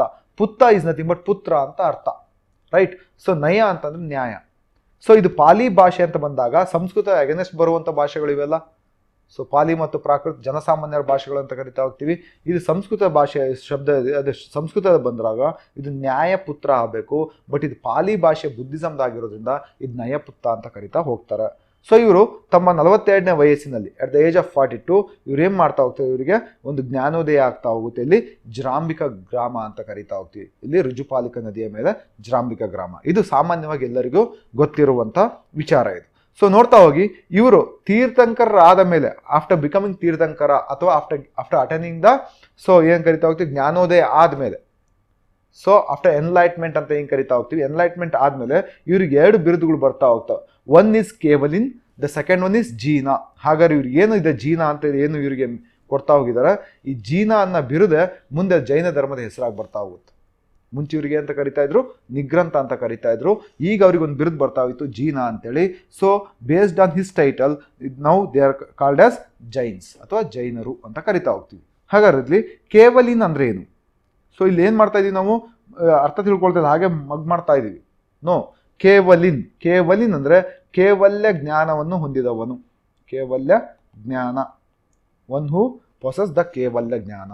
ಓಕೆ, ಕೇವಲ್ಯ ಜ್ಞಾನ ಅಂದ್ರೆ ಏನು? ಕೇವಲ್ಯ ಜ್ಞಾನ ಅಂದ್ರೆ ಪರಿಪೂರ್ಣ ಜ್ಞಾನವನ್ನು, ಸಂಪೂರ್ಣ ಜ್ಞಾನವನ್ನು ಹೊಂದಿದವನು. That means ultimate knowledge, one who possess ultimate knowledge. ಅವ್ನು ನಾವೇಂತ ಕರಿತಾ ಹೋಗ್ತೀವಿ, ಕೇವಲಿನ್ ಅಂತ ಕರಿತಾ ಹೋದ್ರು. ಅಂದ್ರೆ ಇವರಿಗೆ ಇವರ ಶಿಷ್ಯಂದ್ರು ಮತ್ತೆ ಅವರ ಅನುಯಾಯಿಗಳು ಅಂತ ಏನು ಕರಿತೀವಿ, ಇವ್ರಿಗೆ 2 ಬಿರುದುಗಳನ್ನು ಕೊಟ್ಟರು. ತೀರ್ಥಂಕರಾದ್ಮೇಲೆ ಒಂದು ಕೇವಲಿನ್ ಅಂತ ಕೊಟ್ಟರು. ಕೇವಲಿನ್ ಅಂದ್ರೆ ಅಲ್ಟಿಮೇಟ್ ನಾಲೆಡ್ಜ್ ಅಂತ ಕರಿತೀವಿ. ಅದೇ ರೀತಿ ಇನ್ನೊಂದು ಕೊಡ್ತಾ ಹೋಗ್ತಾರೆ ಜೀನಾ ಅಂತೇಳಿ. ಜೀನಾ ಅಂತಂದ್ರೆ ಕಾಂಕರರ್ ಅಂತ. ಕಾಂಕರರ್ ಅಂದಾಗ ಯಾವುದೋ ಯುದ್ಧ ಮಾಡಿದಾರಂತಲ್ಲ, ತಮ್ಮ ಇಂದ್ರಿಯಗಳನ್ನ ಅವರೇನು ತಮ್ಮ ನಿಯಂತ್ರಣದಲ್ಲಿ ಇಟ್ಕೊಂಡಿದ್ದಾರೆ. That means he has A control over his sense organs. So victory against his sense organs. ಹಾಗಾಗಿ ಜೀನಾ ಅಂದ್ರೆ ಗೆದ್ದವನು, ವಿಜಯಿ, ವಿಕ್ಟೋರಿಯಸ್. ಸೊ ಹಾಗಾಗಿ ಈ ಒಂದು ಶಬ್ದ ಇದೆ ಜೀನಾ ಅಂತೇಳಿ. ಇದೇ ಶಬ್ದ ನೆಕ್ಸ್ಟ್ ಏನಾಗ್ತಾ ಹೋಯ್ತು, ಜೈನ ಧರ್ಮ ಅಂತ ಬರ್ತಾ ಹೋಗುತ್ತೆ. ಜೈನರು ಅಂತ ಕರೆಯಕ್ಕೆ ಸ್ಟಾರ್ಟ್ ಮಾಡ್ತಾ ಹೋಗಿ. Followers of these tirthankaras are called as Jainas ಅಥವಾ ಜೈನರು ಅಂತ ಕರಿತಾ ಹೋಗ್ತೀವಿ. ಸಿಂಪಲ್ ಆಗಿದೆ ಕಾನ್ಸೆಪ್ಟು. ಸೊ ನೆಕ್ಸ್ಟ್ ಬರ್ತಾ ಹೋಗ್ತೀವಿ. ಇವ್ರೇನ್ ಮಾಡ್ತಾ ಹೋದ್ರು, ಈ ಧರ್ಮಕ್ಕೆ 5ನೇ ತತ್ವವನ್ನು ಕೊಡ್ತಾ ಹೋಗ್ತಾರೆ. ಯಾರು? ನಮ್ಮ ವರ್ಧಮಾನ ಮಹಾವೀರರು. ಸೊ ಆಕ್ಚುಲಿ ಇದಕ್ಕೆ ಇರೋದು 5 ತತ್ವಗಳು. They are 5 doctrines or principles for this religion. The first 4 were given by our 23rd tirthankara. 23ನೇ ತೀರ್ಥಂಕರು ಮೊದಲು 4 ಕೊಟ್ಟಿದ್ರು. ಅಹಿಂಸಾ, ಅಸತ್ಯ, ಆಸ್ತೇಯ, ಅಪರಿಗ್ರಹ ಅಂತ ಕೊಟ್ಟಿದ್ರು. The last one is that is brahmacharya, celibacy ಅಂತ ಹೆಂಗೆ ಕರಿತೀವಿ. ಸೊ ಇದನ್ನ ಯಾರು ಕೊಡ್ತಾ ಹೋಗ್ತಾರೆ ಸೆಲಿಬಸಿ ಅಂತಂದ್ರೆ ನಮಗೆ ಈ ವ್ಯಕ್ತಿ ಕೊಡ್ತಾ ಹೋಗ್ತಾರೆ. ಯಾರು ಕೊಡ್ತಾ ಹೋಗ್ತಾರೆ? ವರ್ಧಮಾನ ಮಹಾವೀರರು ಕೊಡ್ತಾ ಹೋಗ್ತಾರೆ. ಸೊ ನೆನ್ಪಿಟ್ಕೊಳ್ಳಿ, ವರ್ಧಮಾನ ಮಹಾವೀರರು ಈ ಒಂದು ತತ್ವವನ್ನು ಕೊಡ್ತಾ ಹೋದ್ರು. ಬ್ರಹ್ಮಚರ್ಯ ಅಂದ್ರೆ ಏನು? ಬ್ರಹ್ಮಚರ್ಯ ಅಂದ್ರೆ ಮೊದಲ 4 ತತ್ವಗಳೇ ಇದಾವೆ. ದ ಫಸ್ಟ್ 4 ಪ್ರಿನ್ಸಿಪಲ್ಸ್ ಅಂತ ಹೆಂಗೆ ಕರಿತೀವಿ, which are given by our Parshvanatha. So ಅದಕ್ಕೆ ಇವರು ಬ್ರಹ್ಮಚರ್ಯರಾಗಿರುವಂಥದ್ದು. ಸೊ ಬ್ರಹ್ಮಚರ್ಯ ಅಂದ ತಕ್ಷಣ ಮತ್ತೆ ಬೇರೆ ರೀತಿ ಇಲ್ಲಿ ವಿವಾಹ ಆಗದೆ ಇರೋದು ಆ ಥರ ಅಲ್ಲ. ಇದು ಬ್ರಹ್ಮಚರ್ಯ. ನಾನು ಏನು ಮಾಡ್ತಾ ಇದ್ದೀನಿ, ಅಹಿಂಸೆ, ಆಸ್ತೇಯದಿಂದ ಬ್ರಹ್ಮಚರ್ಯ ತಗೊಳ್ತಾ ಇದ್ದೀನಿ. ಅಂದರೆ ಏನು ಮಾಡ್ತಾ ಇದ್ದೀನಿ, ನಾನು ಇಲ್ಲಿ ಕಳ್ತನ ಮಾಡೋದಿಲ್ಲ, ಅದರಿಂದ ಬ್ರಹ್ಮಚರ್ಯ. So this is one of the broader concept. ಇದು ನಾವೇನು ಮಾಡ್ತೀವಿ, ಬ್ರಹ್ಮಚರ್ಯ ಅಂತ ಅಷ್ಟು ಸಿಂಪಲ್ ಆಗಿ ಹೇಳ್ಕೊಂಡು ಹೋಗ್ತೀವಿ. ಸರಿನಾ? ಈ ಅಪರಿಗ್ರಹ ಅಂದ್ರೆ ಏನು, ನಾನೀಗ ಯಾವುದೇ ಒಂದಿಷ್ಟು ಸಂಪತ್ತು ನಾನು ಒಬ್ಬನ ಹತ್ರನೇ ಇರಬೇಕು, ಕೂಡ ಹಾಕೊಳ್ತೀನಿ ಅನ್ನೋ ಒಂದು ಅದ್ರ ವಿರುದ್ಧ, ಮನಸ್ಥಿತಿ ವಿರುದ್ಧ ನಾನು ಬ್ರಹ್ಮಚರ್ಯ ಪಾಲಿಸ್ತಾ ಇದ್ದೀನಿ. So that is what brahmacharya according to the Jainism. Okay, so ಇದಕ್ಕೆ ನಾವು ಬ್ರಹ್ಮಚರ್ಯ ಅಂತ ಕರಿತಾ ಹೋಗ್ತೀವಿ. ನೆಕ್ಸ್ಟ್ ಬರ್ತಾ ಇದ್ದೀವಿ ಜೈನ ಧರ್ಮದ ತತ್ವಗಳು ಅಂತೇಳಿ. ಜೈನ ಧರ್ಮದ ಫಿಲಾಸಫಿ, ತತ್ವಶಾಸ್ತ್ರ ಅಂತ ಹಿಂಗೆ ಕರಿತೀವಿ. This part is very important for our examination. ಈ ಕಡೆಯಿಂದ ಜಾಸ್ತಿ ಟಾರ್ಗೆಟ್ ಮಾಡ್ತೇವೆ. ನೀವು ಬೇಕಾದ್ರೆ ಅಬ್ಸರ್ವ್ ಮಾಡಿ. ಸೊ ಪ್ರೀವಿಯಸ್ ಪೇಪರ್ಸ್ಗಳೆಲ್ಲ ರೀಸೆಂಟಾಗಿ ಆಗಿರುವಂಥದ್ದು ಪೇಪರ್ಸ್ಗಳು.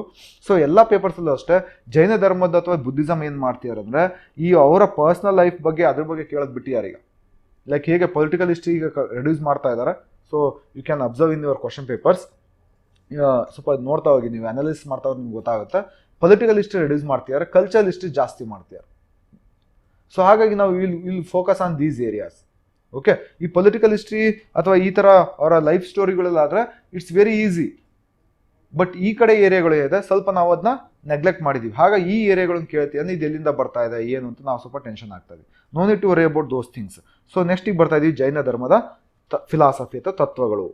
ಸೊ ಜೈನ ಧರ್ಮ ಏನು ಹೇಳ್ತಾ ಹೋಗುತ್ತಂದ್ರೆ ಈ ಪ್ರಪಂಚ ಅನ್ನೋದೇನಿದೆ ಮತ್ತು ಈ ಪ್ರಪಂಚದ ಎಲ್ಲ ವಸ್ತುಗಳು ಅಂತ ಏನು ಕರಿತೀವಿ, ಇವೆಲ್ಲವೂ ಸಹಿತ ಶಾಶ್ವತ.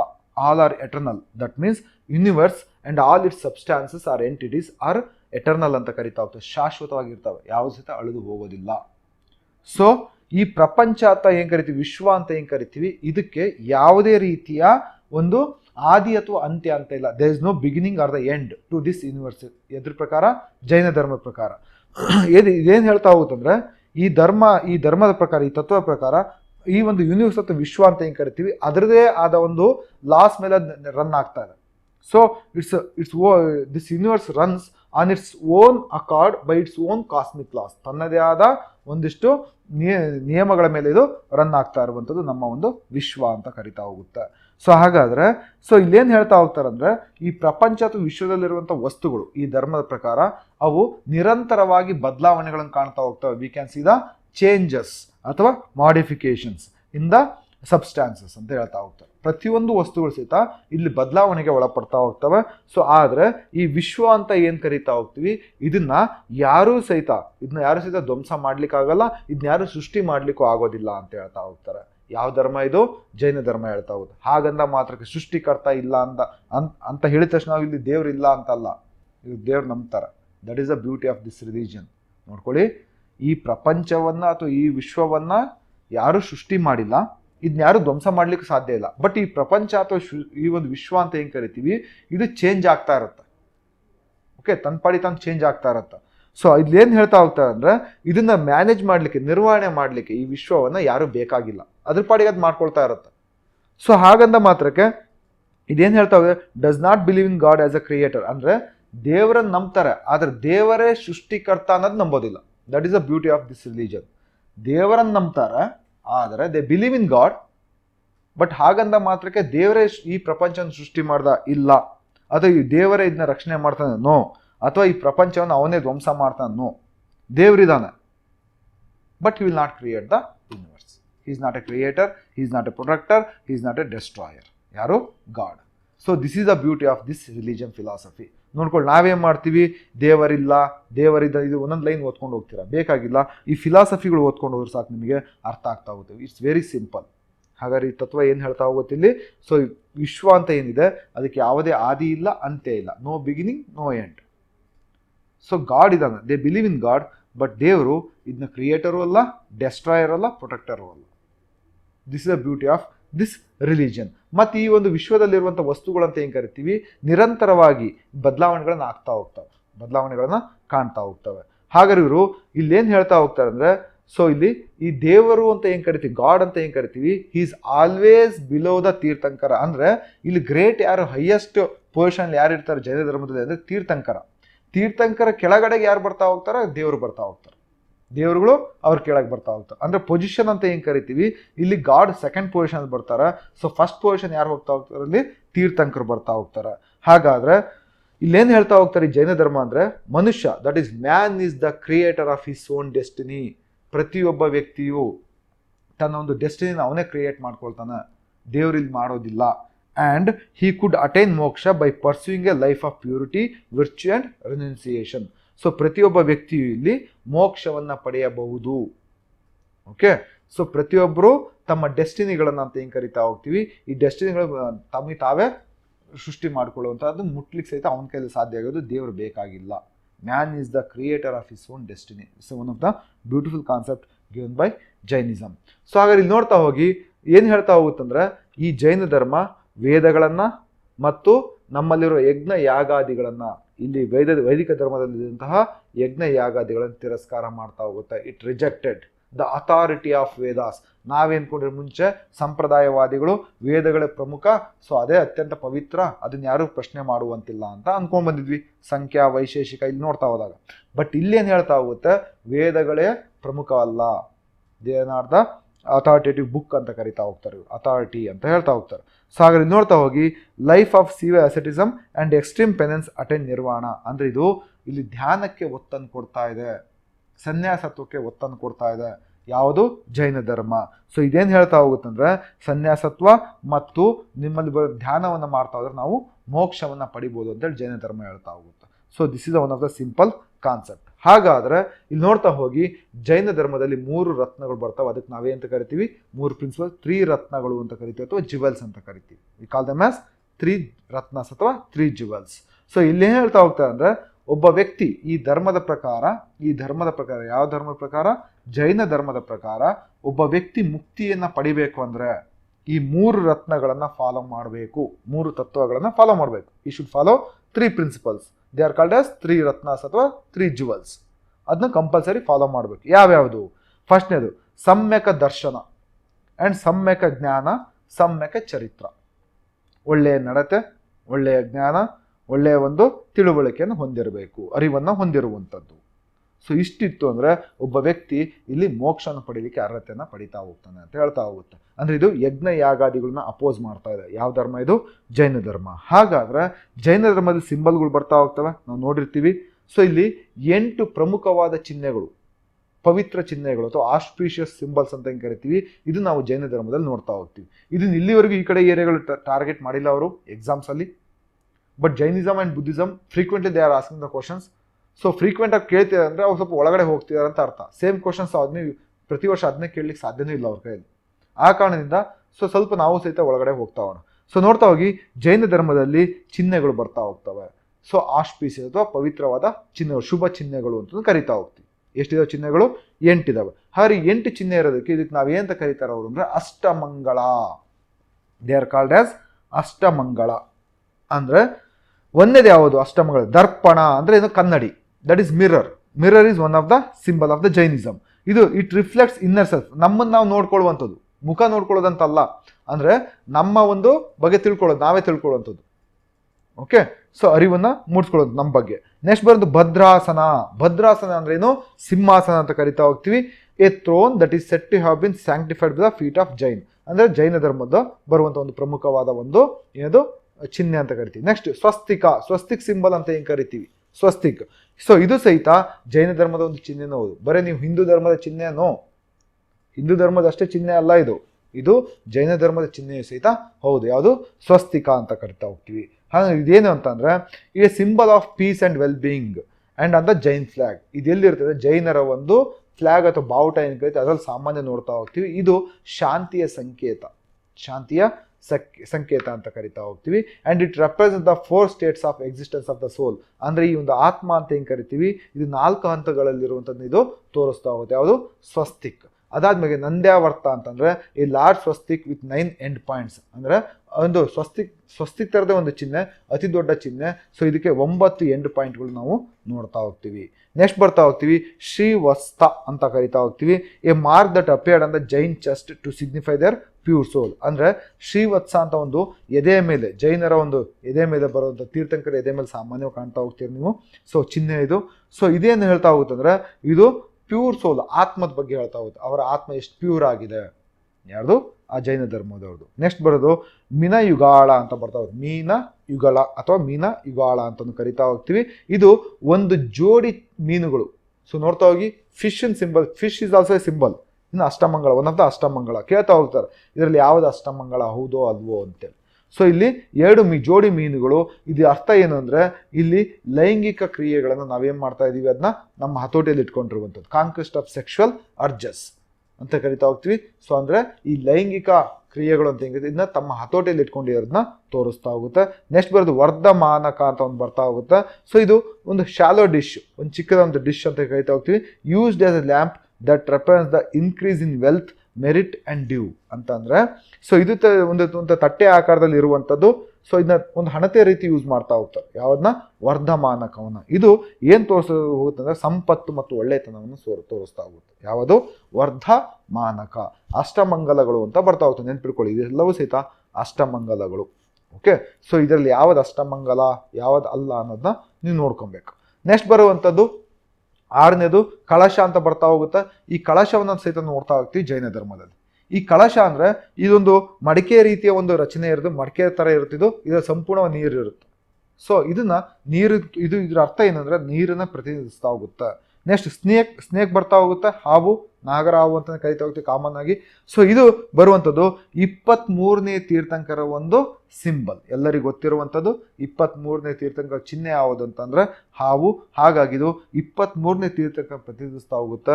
ಅದೇ ರೀತಿ ಇನ್ನೊಂದು ಬರ್ತಾ ಹೋಗ್ತೀವಿ, ನಮ್ಮ 8ನೆಯ ಒಂದು ಅಷ್ಟಮಂಗಳದಲ್ಲಿ ಬರುವಂಥ ಕೊನೆಯ ಚಿಹ್ನೆ, ಅದು ಒಂದು ಶುಭ ಚಿಹ್ನೆ ಯಾವುದು ಅಂತ ಕೇಳಿದ್ರೆ ಸಿಂಹ ಬರ್ತಾ ಹೋಗುತ್ತೆ. ಇದು ಮಹಾವೀರರ ಚಿಹ್ನೆ.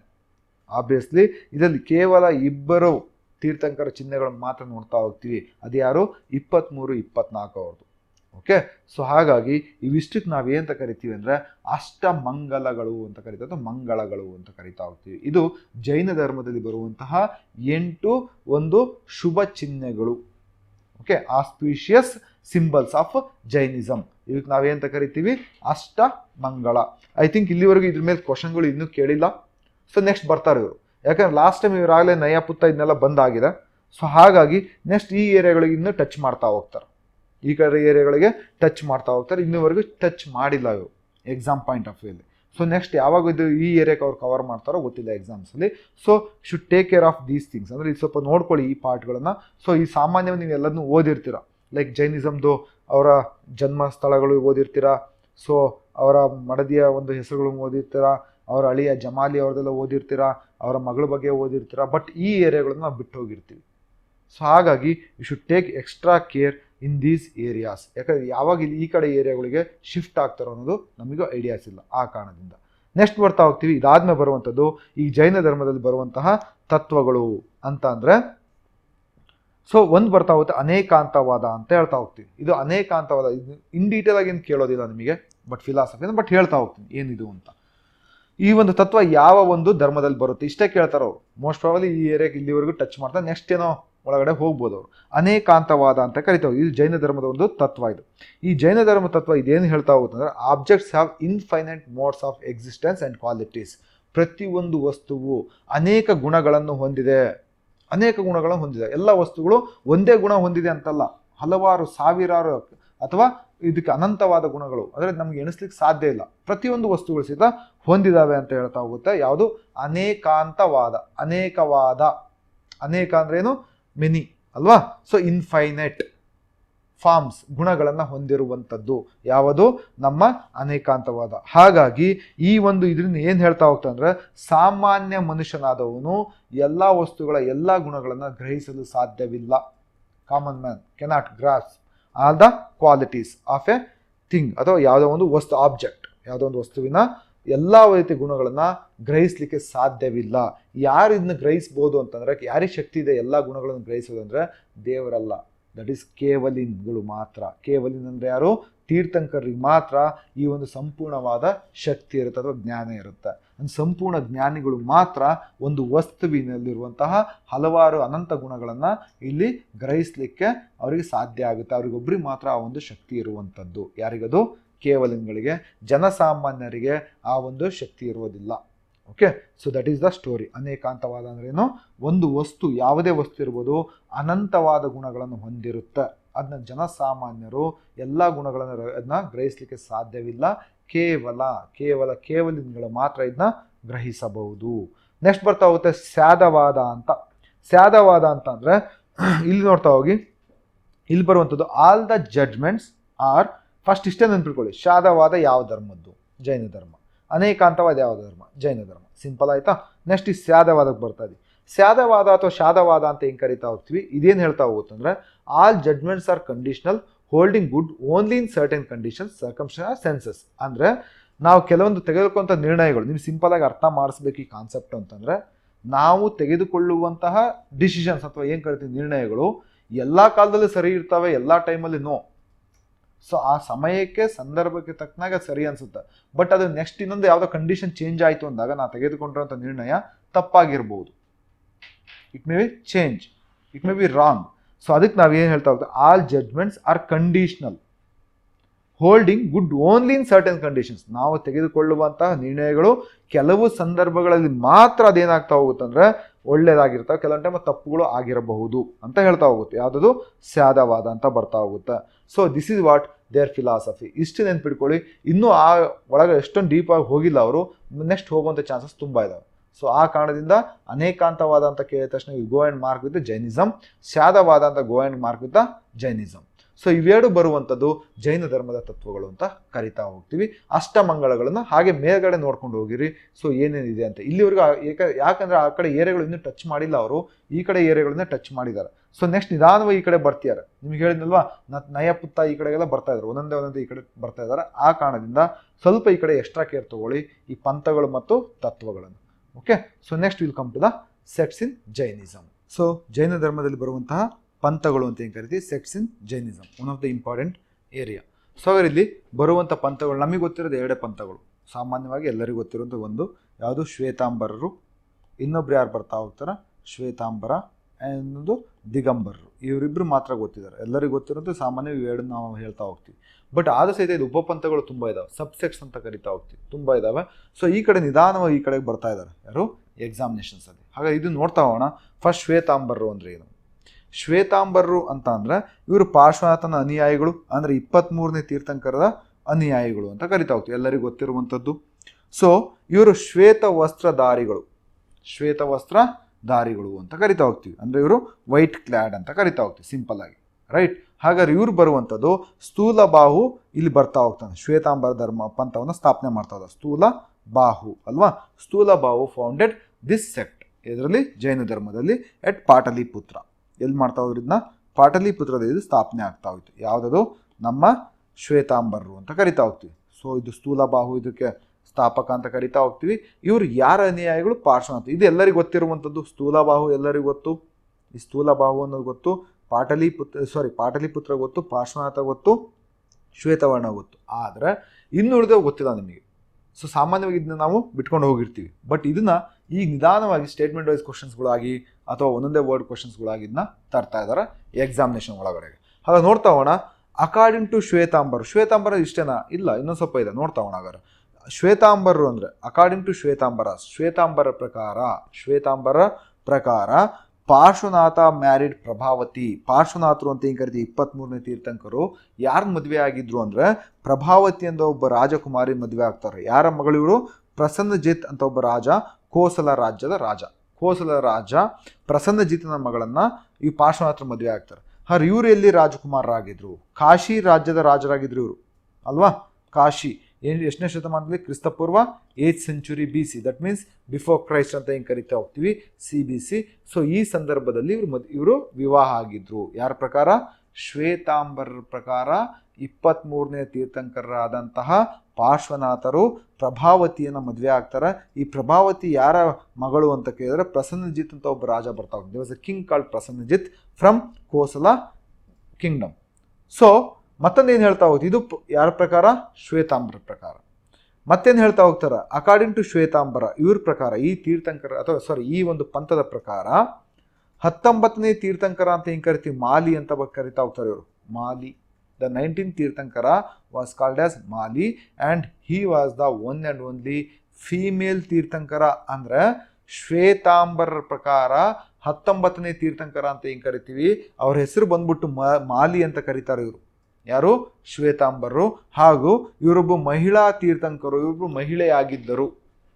ನೋಡ್ಕೊಳ್ಳಿ, ಸೊ ಸಿಂಪಲ್ ಆಗಿರುವಂಥದ್ದು, ಇವರು ಮಹಿಳೆಯಾಗಿದ್ರು ಅಂತ ಹೇಳ್ತಾ ಹೋಗ್ತಾರೆ. ಯಾರು? 19ನೇ ತೀರ್ಥಂಕರು. ಯಾರ ಪ್ರಕಾರ? ಶ್ವೇತಾಂಬರ ಪ್ರಕಾರ. ನೆಕ್ಸ್ಟ್ ನೋಡ್ತಾ ಹೋಗಿ, ಅದೇ ರೀತಿ ಇದೇ ಶ್ವೇತಾಂಬರ ಪ್ರಕಾರ ಮಹಾವೀರ ಸಹಿತ ಇವರು ಸಹಿತ ಮದುವೆ ಆಗಿದ್ರು. ಯಾರು? ನಮ್ಮ ವರ್ಧಮಿನ ಮಹಾವೀರರು ಮದುವೆ ಆಗಿದ್ದರು. ಸಹಜ ಜೀವನವನ್ನು ನಡೆಸ್ತಾ ಹೋದ್ರು. ಸೊ ಎಲ್ಲಿವರೆಗೂ? ತಮ್ಮ 30ನೇ ವಯಸ್ಸಿನವರೆಗೂ. ಅಂದರೆ ಇವರು ಮದುವೆ ಆಗಿದ್ರು, ಇವರು ಸಹಿತ ಸಂಸಾರವನ್ನು ಹೊಂದಿದ್ರು ತಮ್ಮ 30ನೇ ವಯಸ್ಸಿನವರೆಗೂ. ಯಾವಾಗ ಇವ್ರ ತಂದೆ ತಾಯಿಗಳು ತೀರ್ಕೊಳ್ತಾರೆ, ಯಾರ ತಂದೆ ತಾಯಿಗಳು? 24ನೇ ತೀರ್ಥಂಕರ ತಂದೆ ತಾಯಿಗಳು ತೀರ್ಕೊಳ್ತಾರೆ. ಆವಾಗ ಈ ವ್ಯಕ್ತಿ ಮನೆಯನ್ನು ಬಿಟ್ಬಿಟ್ಟು ಸನ್ಯಾಸತ್ವವನ್ನು ಸ್ವೀಕಾರ ಮಾಡ್ತಾ ಹೋದ್ರು. ಇದು ನಾವು ಸಾಮಾನ್ಯವಾಗಿ ನೋಡ್ತೀವಿ ಅಲ್ವಾ. ಸೊ ಇದು ಯಾವ ಪಂಥ ಹೇಳ್ತಾ ಹೋಗ್ತಿದ್ದು? ಶ್ವೇತಾಂಬರ ಪಂಥ ಹೇಳ್ತಾ ಹೋಗುತ್ತೆ, ಶ್ವೇತಾಂಬರ ಪ್ರಕಾರ. ಸೊ ಇದೆಲ್ಲ ಬರ್ತಾ ಹೋಯ್ತು. ನೆಕ್ಸ್ಟ್ ನೋಡ್ತಾ ಹೋಗ್ತೀವಿ. ಹಾಗಾದರೆ ಈ ಶ್ವೇತಾಂಬರ ಪಂಥದ ಇನ್ನೊಂದು ತತ್ವ ಏನು ಅಂದರೆ, ಇವ್ರದ್ದು ಶ್ವೇತಾಂಬರದ ತತ್ವದ ಅಥವಾ ಧರ್ಮದ ಪಂಥದ ಸನ್ಯಾಸಿಗಳು, ಅಸೆಟಿಕ್ಸ್ ಅಂತ ಏನು ಕರಿತಾ ಹೋಗ್ತೀವಿ, ಶ್ವೇತಾಂಬರ ಮೋಂಗ್ಸ್ ಅಂತ ಏನು ಕರಿತೀವಿ.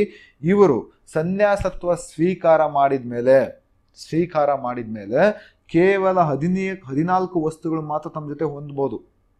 They can have only 14 things with them, they are allowed.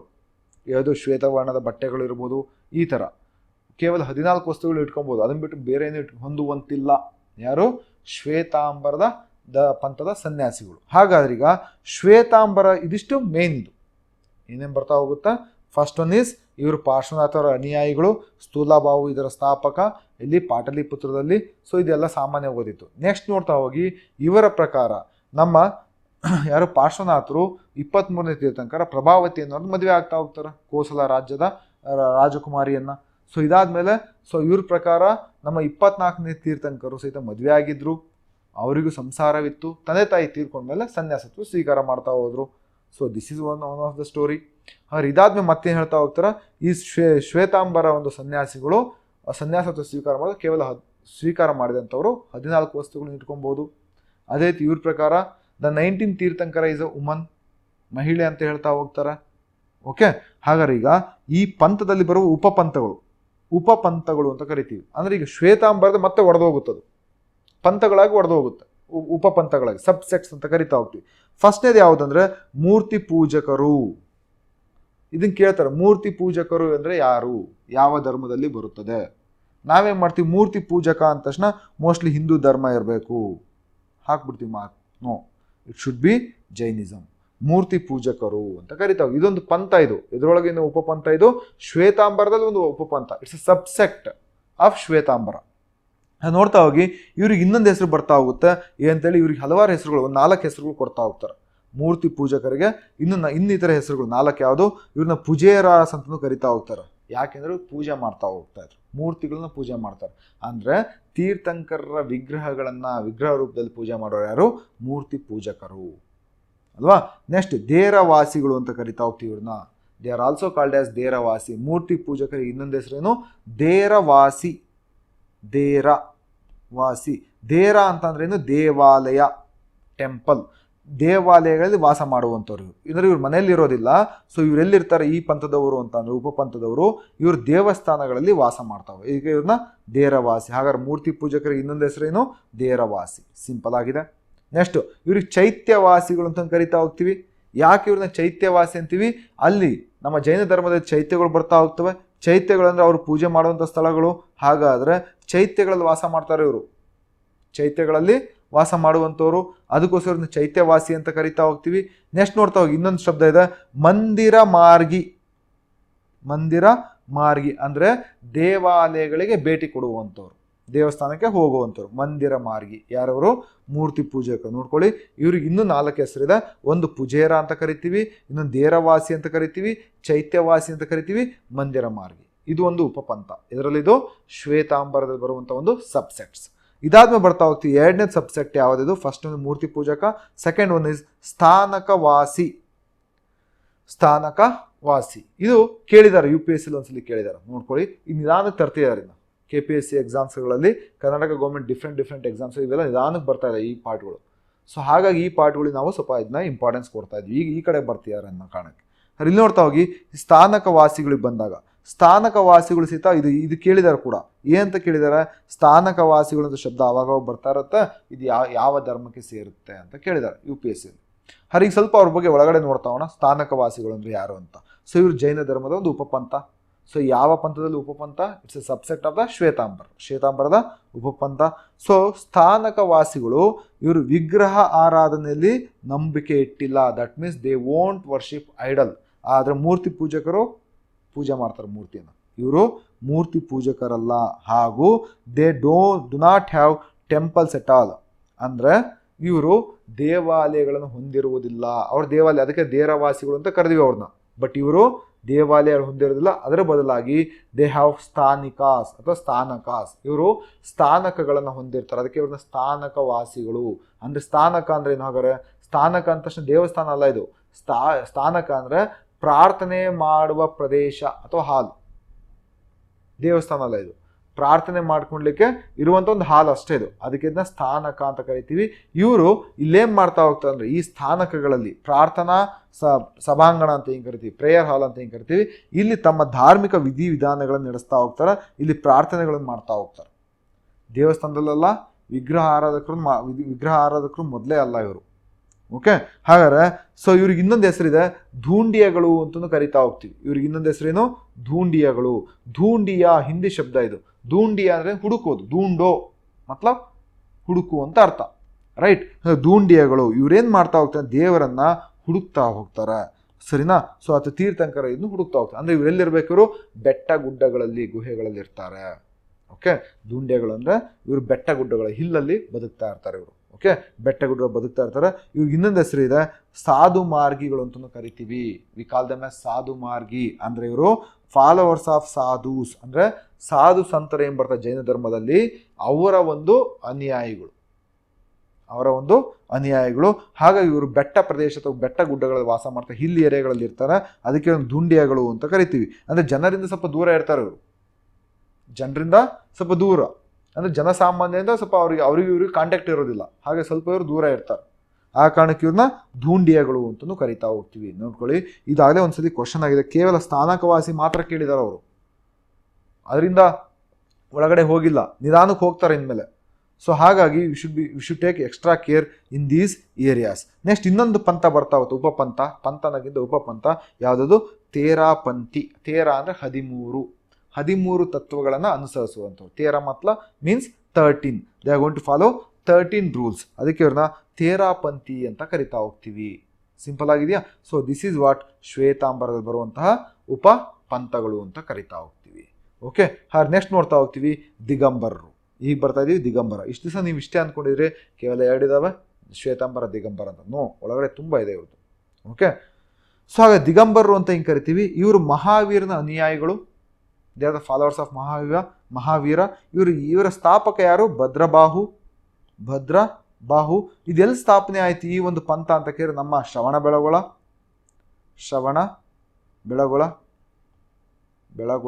ಸರಿನಾ?